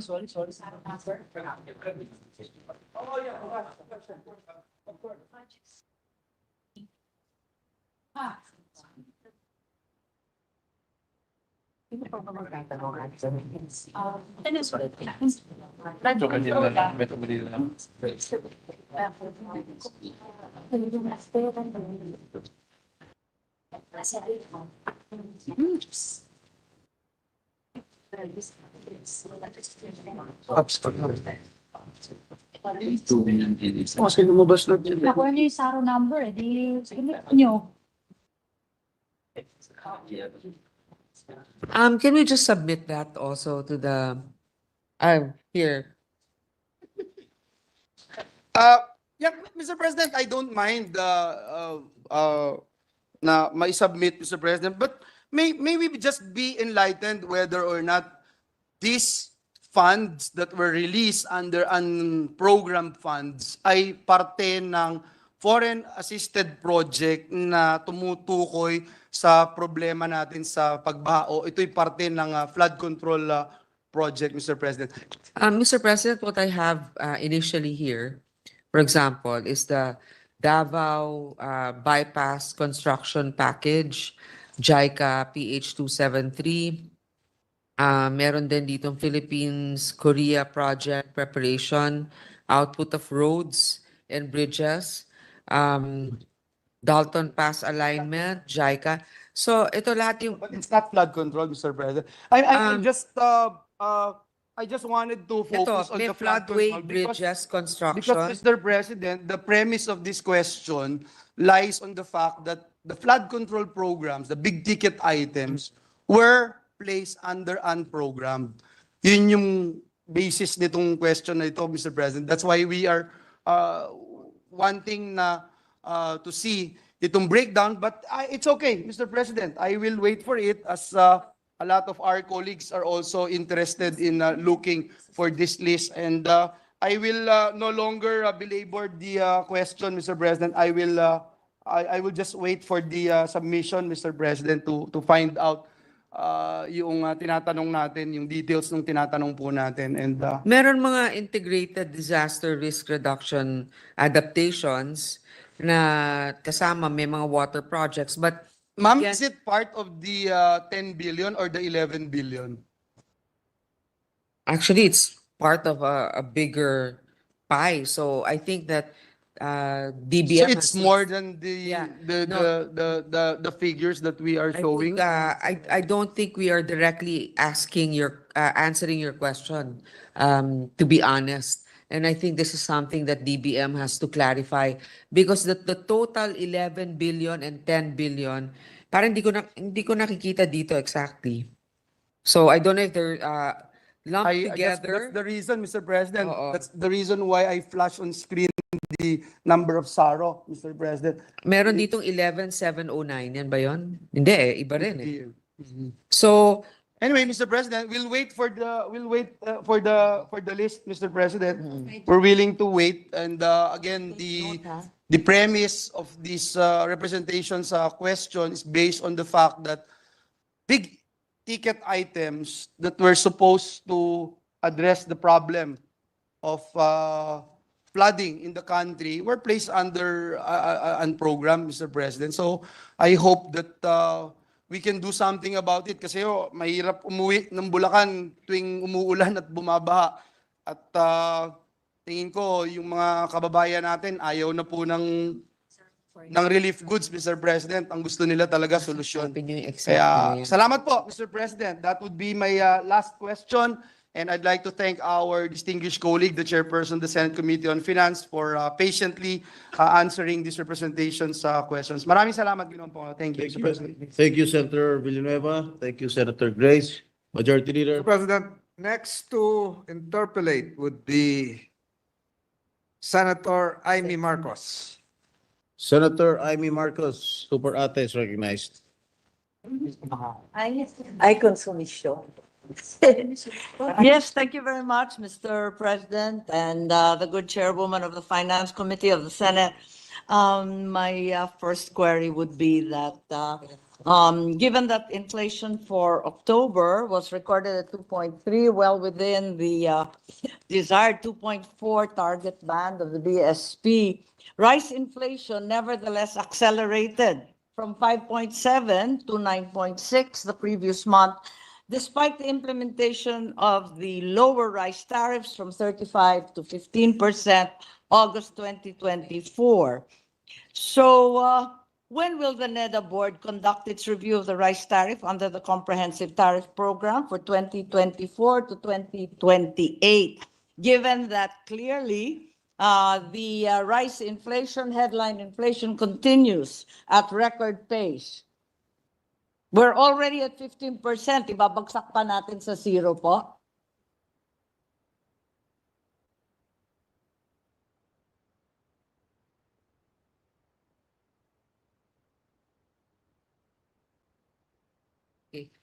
They are going to submit to the president within the end of the month the report on the effects of the EO and a recommendation therein. Okay, we look forward to that. In the meantime, perhaps our economists can explain why rice inflation accelerated instead of decelerated in the previous month. Why so? We were promised the opposite. expected. Kasi noong October of last year, we had a price cap. It was low. And now it's the price cap. So it's a basic plan. Tumataas talaga bago mag-holidays. Yung just that October last year. Wala na po tayong ibabagsak. Nasa 15% na lang po. Sa inflation pa lang muli. Kung yan lang ang tanging solusyon natin, mukhang hindi uubra eh. Mr. President, supposedly last year, there was actually a price cap imposed by the That's government. correct. Which Ah. also didn't work. But it was lower than it is now. I mean, the inflation. Yes, as a result, however, we all know that there was no rice available and traders were holding on to their warehouse supply and all sorts of artificial shortages were occurring throughout the country. It's very good and it's disciplined, but it's not expected. Well, according to the NEDA secretary, the inflation right now is just a blip, and for the rice in particular, and they expect it Promise to go ka? lower. It's almost double po. Siya It's a promise Kapitbahay daw. ko po yan sa Batak, Ilocos Norte. Because October 2023, It's a major blip po, halos doble. Kasi Yung noong 5% namamayagpag sa 9.6. October 23 daw, sobrang bagsak yung presyo ng rice dahil sa price cap. Ano ito last year? Parang hindi yata. So base effect daw. Okay, but I don't think that's quite the truth. In the meantime, given that we can't seem to look forward to a better rice prices, nor can we be assured that there are any other solutions aside from artificially set price ceilings and very little wiggle room in 15% tariff rates. The other issue is how much is the projected tariff loss for the implementation of the lower rice tariff? Huh. I think the BOC has released estimates for the revenue loss, and I'd like to hear what those rates are assumed to be. Kasi maliban sa bumagsak na nga yung taripa, Tumaas pa ang yung presyo. problema, tumaas pa rin ang inflation, at sa kabila nun, lugi pa tayo, bagsak din ang koleksyon. Kaya si Secretary Recto hindi matutuwa niyan. Kita natin, ang laki-laki ng binagsak o babagsak ng ating koleksyon ayon sa ating BOC. Magkano kaya ang revenue loss natin? Magkano? Anticipated under the new regime of 15%? Nasa 16 plus na eh. Ang nabasa ko po sa dyaryo, mula sa 28.477 billion, ang revenue loss natin, 16.344 billion, nasa 12.103 billion. Menos pa sa kalahati ito, mukhang 1/3 na lang matitira. Tama ba to? Di wala na tayong pamumudnod sa ating mga magsasaka. Di na nga nila mabenta, wala pa silang maaasahang tulong. So we lose about 20 billion, 10 billion for the first 6 months, 9 billion for the first 6 months. 9B, first Yeah. 6 months. For a year, it's about 20 billion. 20 billion, it's getting bigger and bigger po. Nag-umpisa tayo sa 15B, nasa 16 and a half nung nakaraan. Ngayon na 20 billion na. Palaki ng palaki po to. So, ang balita ko, nangako naman si Secretary Recto na ipapasok sa GAA at yung kakulangan, siya na ang magpupuno. Tama po ba? Saan kukunin yan? Kasi parang palipat-lipat lang tayo ng pera nito. So, is the consideration therefore, hindi umuubra yung rice tariff reduction. Pag tuloy-tuloy pa to at hindi bumabagsak ang presyo ng bigas, ang ibig sabihin ba yung ating economic managers ay itataas na naman ang taripa sa 35% to cover the projected revenue loss? Kasi hindi naman pwedeng gaan ng gaay ang pupuno sa 20 billion na kulang.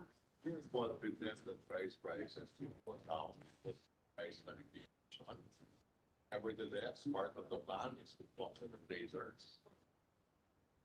Sure that they pass on the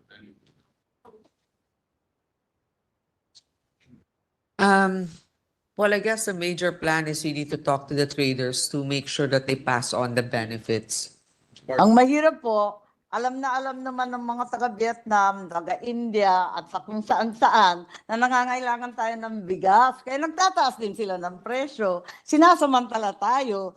Eh nakikita natin, pinapayaman natin yung mga magsasaka sa ibang bansa, samantalang kinakawawa yung magsasakang Pilipino. Tama po ba to? Hindi ba ikukonsidera ng ating mga economic managers na itaas na muli sa 35% at mapuno yung projected revenue loss? part of the plan is what the things to be done.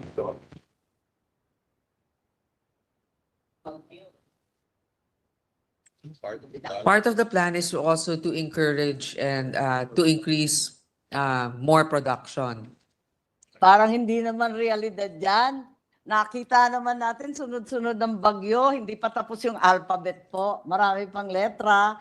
At tigit sa lahat, nakita natin ang presyo ng abono, ang presyo ng krudo, nagsisitaasan, double whammy po. Palagay ko, kinakailangan siguro mag-isip tayo kung ano pa yung plano. Kasi itong mga planong to, itong artificial price ceilings, pagkatapos itong mga taripa na wala nang ibababa, parang hindi nagwo-work. Kailangan siguro mag-isip pa. So, yun lang yung tanong ko. Sana may magandang balita, pero wala pa akong naririnig. In the meantime, can we be updated on the computed cash balance of the National Treasury? Can you verify that we ended, in fact, the year 2023 with the balance of 787.1 billion? Tama ba yung aking numero?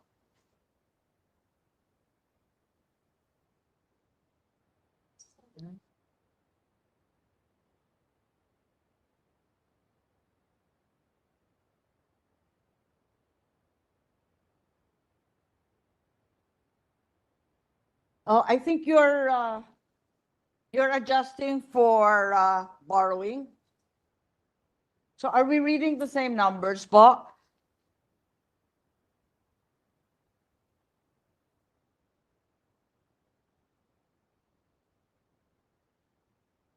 Nakaka-nervous po to. Hindi natin alam kung magkano yung pera natin.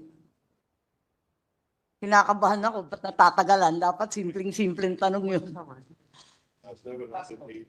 As of end 2023. Yeah, more or less you are correct, Mr. Chair, about 700 plus Yes, 787.1 billion with a net change in cash position of 505.8 billion brought about by a borrowing of 1.875 trillion against the deficit of 970.2 billion. Is it safe to assume that the Treasury still has at least 1.2 trillion to fund the rest of 2024? Parang tama yun, di ba? Arithmetic lang po.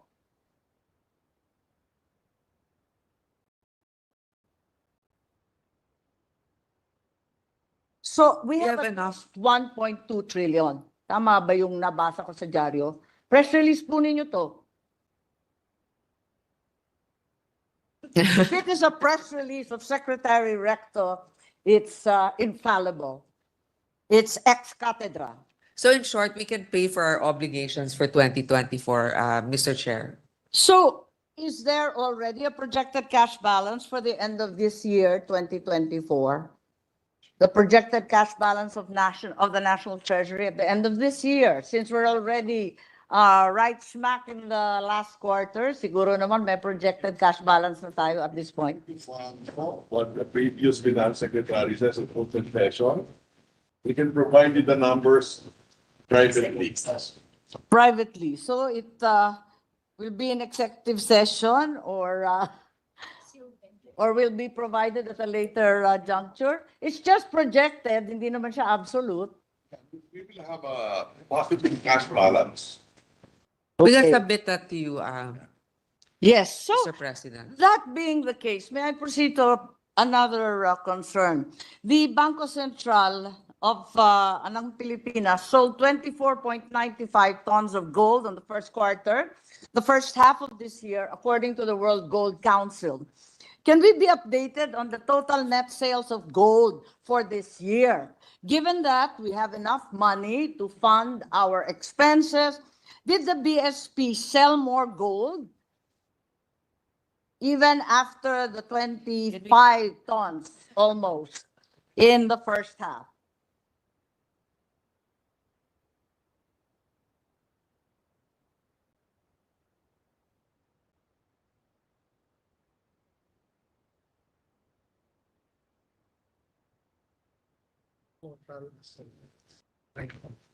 How much gold have you actually sold? Wait, first we buying. So far, the total, Yes, as of July 2024 lang to, di ba? Ano to? 16 ano? Billion? Abala ang marami po sa atin, sa ating mga mamayan, pati ating mga bankero, pagkat ang ibang bansa bumibili ng ginto, bakit daw tayo biglang nagbabagsak at nagbebenta ng ginto? Eh samantalang sinabi po ninyo, sapat naman ang ating pera, bakit ba tayo nagbebenta ng katakot-takot? 16 15 billion. 16 billion. Ano? 16 billion. 16 billion, 733,495,000. Okay. Tapos, yan yung binili natin. Oo. So far, Mr. Chair, for July 2024, 16,733,000,000 yung binili natin worth of gold. Ngayon, magkano yung binenta natin? Yes, we're aware Republic Act 7076 mandates all small miners to sell their gold first to the BSP. That's established by law. So we are saying that in terms of value, 16 billion was bought mid-year. In terms of weight, how much weight, how many tons of gold did we buy from local small and other local miners? In terms of weight daw. Value. Yung weight nitong 16 billion. Anong weight niya?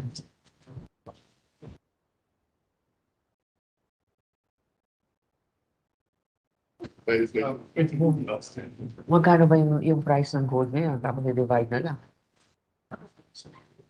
Per kilo? Per ounce?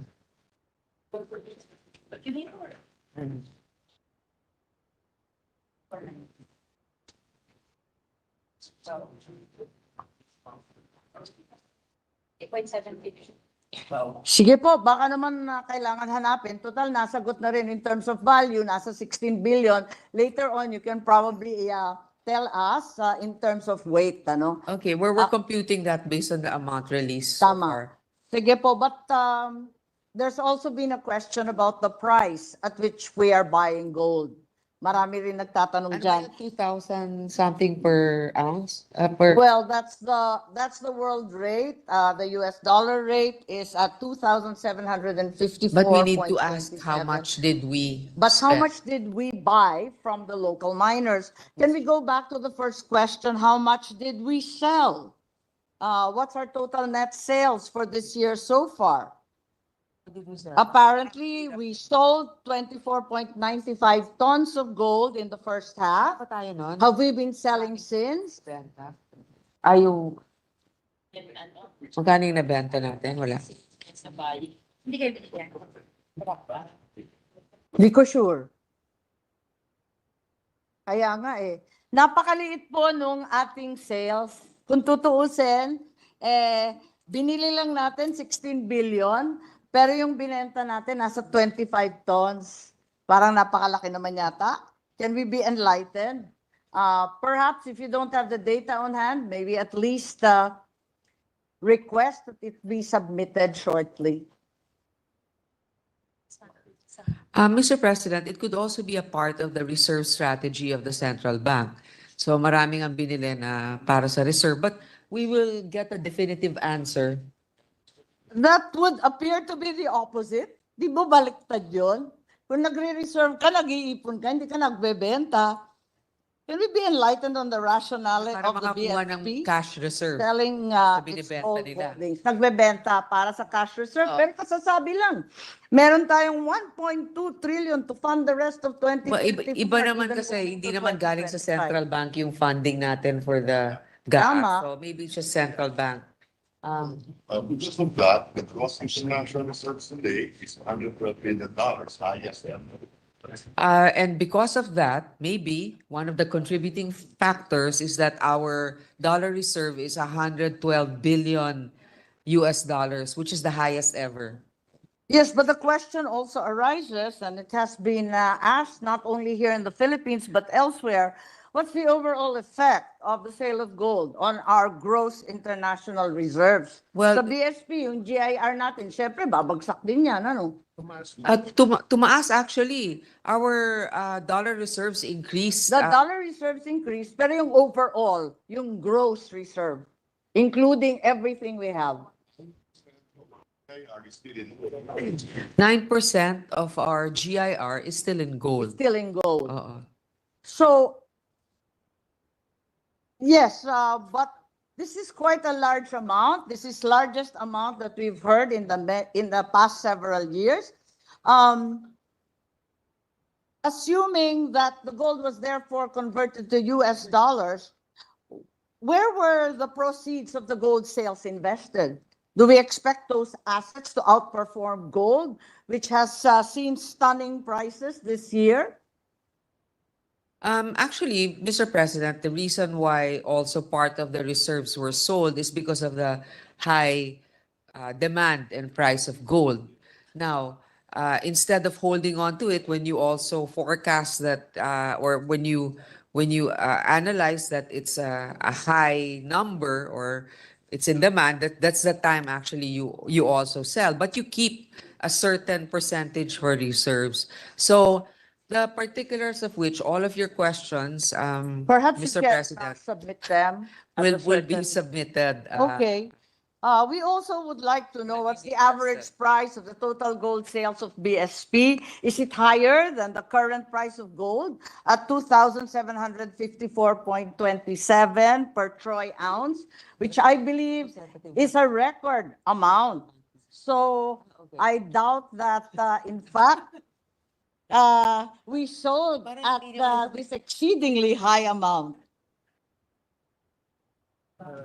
So our GIR could arguably been higher if we held on to the gold instead of selling it from the beginning of the year onwards. Syempre, of course, we want to sell it when the price is high.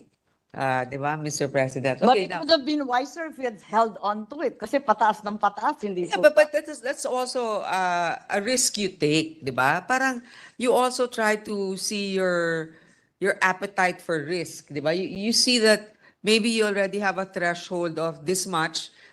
Anyway, bumawi na tayo ng ganito. We can sell here, but let's also keep. Because in the future, we still have the 9%.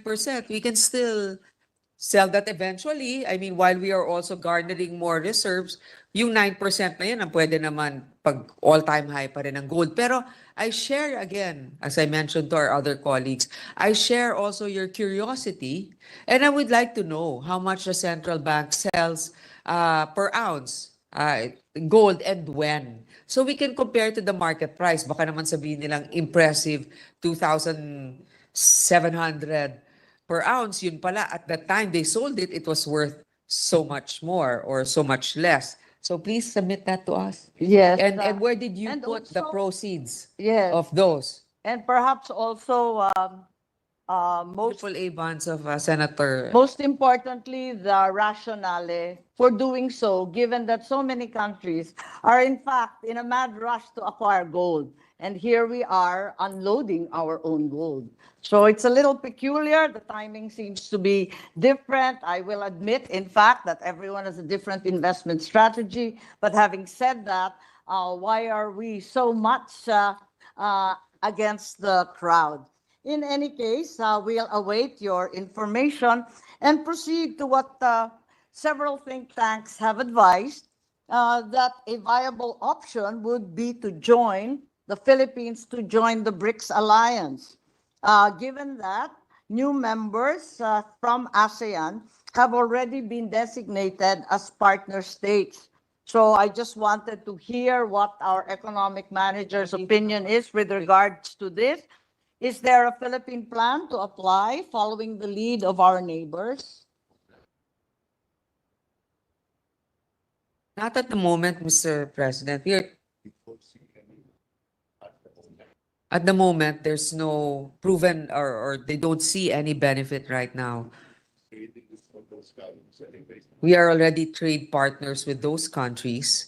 And also, I believe that I think it may trade also is be not a conditional. primary incentive to join the BRICS. It was to determine that there be an alternative currency and the lower cost of doing business and so on. Our Secretary of Finance thinks that a lot of study has to be done, but right now there are no immediate benefits that we see. In fact, there are other trade relations that we need to operationalize. Right now, the preferred status in other European countries for our trade, our goods. Our FTA po with the European Union is almost dormant, with all due respect. That's why we need to be able to make sure that we revive it, if that's the right term for it. And But we want to revive. but what we want to revive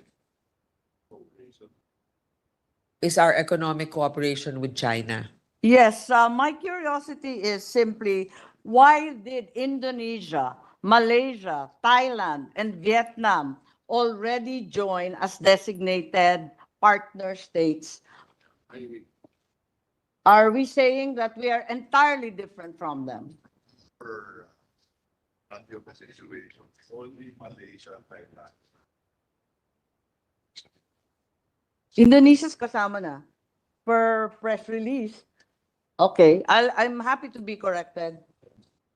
But it was very, very clear on several media outlets that Anwar and the new Thai government and the new Vietnam head of state all determined to join the BRICS. So this is not in our horizon, therefore. Can we update it in any case on the status of the Philippine RMB trading community launched in 2018? Is there any volume in our transactions that are directly denominated in renminbi instead of using the US dollar as an intermediary?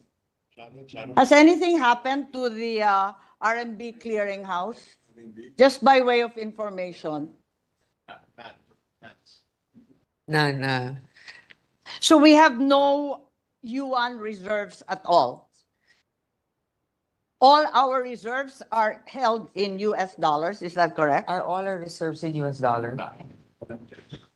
So we only have US, yen, and euro. We have US, yen, and euro, and gold.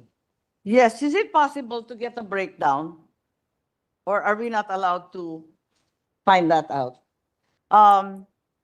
Maybe not today. Is it possible that we can be provided with a breakdown of the gross international reserves of the BSP by currency type? Given that the bulk of the GIR, as you said earlier, is in foreign investment. So it's clear that our GIR is still dominated or ruled by dollar-denominated assets and foreign exchange. That's correct. I mean, it's by way of information lang. Like the other requests, may we submit that at That's fine. when we Sure. come up with I was just data? curious, the few tourists coming from China, can they directly convert renminbi to Filipino pesos without US intermediary? I'm sure there are informed exchange. No, I'm curious since we already stated that the 2018 yuan clearinghouse that was established is non-existent or has very little money in it. what then happens when there are transactions with China? At saka private banks, di ba? Private banks, I believe that some of us who've had the time to go to Hong Kong's part of China, right?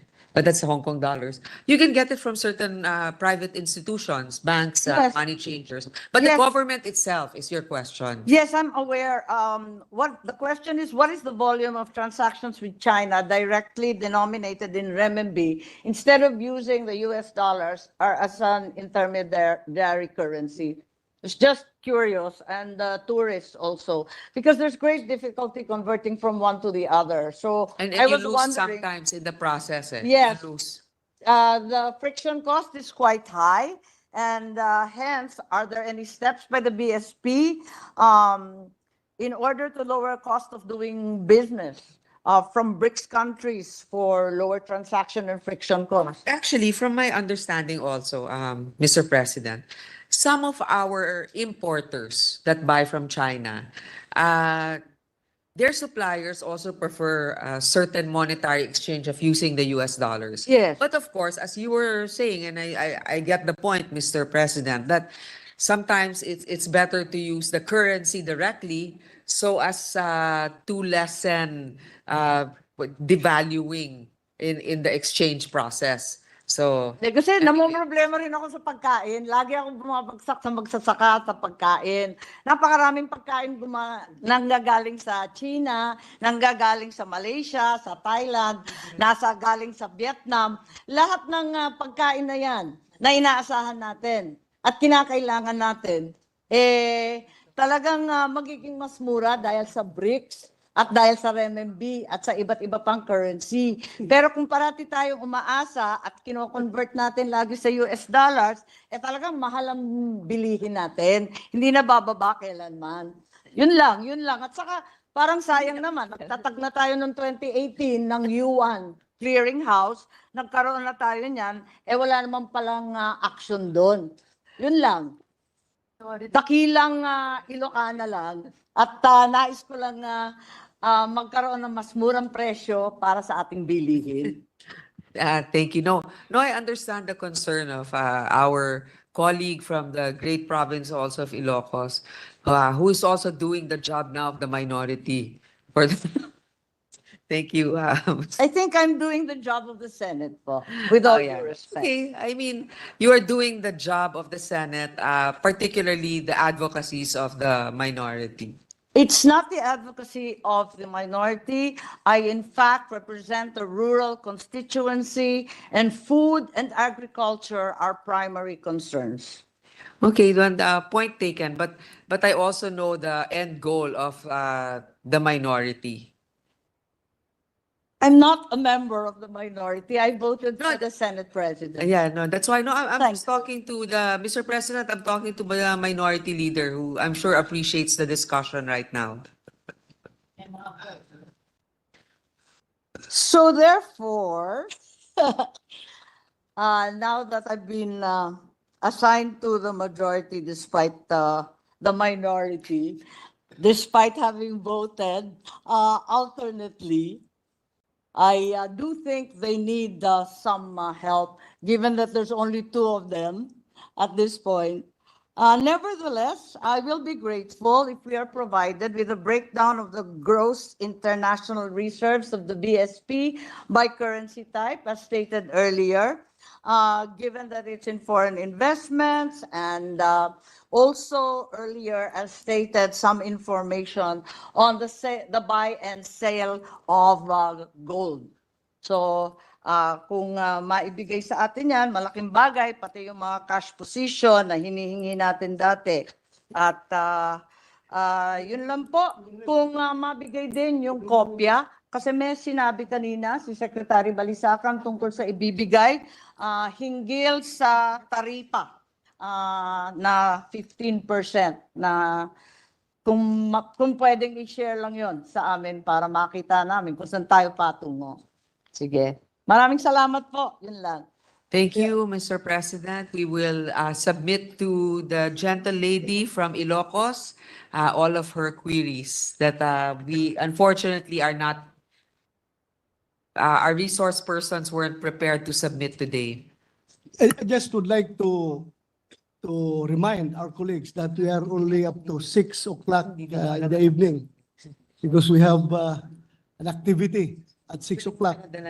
So, Majority Leader. President, I was informed by the following interpellators that they would be willing to proceed with their interpellation tomorrow.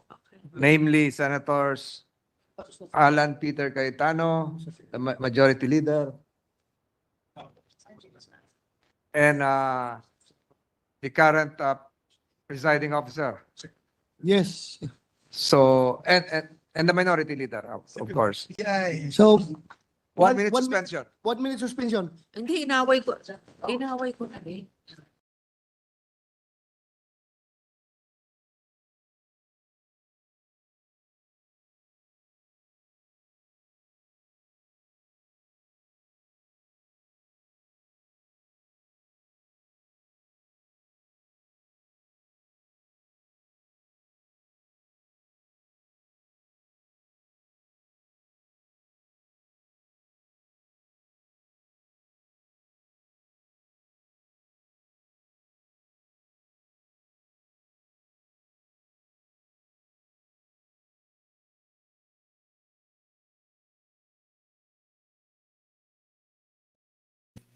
Hello guys, thank you so much sa inyong lahat, sa 183 million.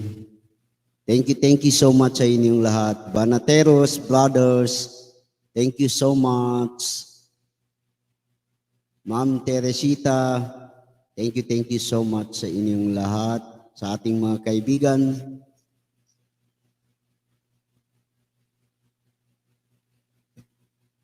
Rabi, thank you so much sa inyong lahat. Thank you. Bye-bye. See you next live.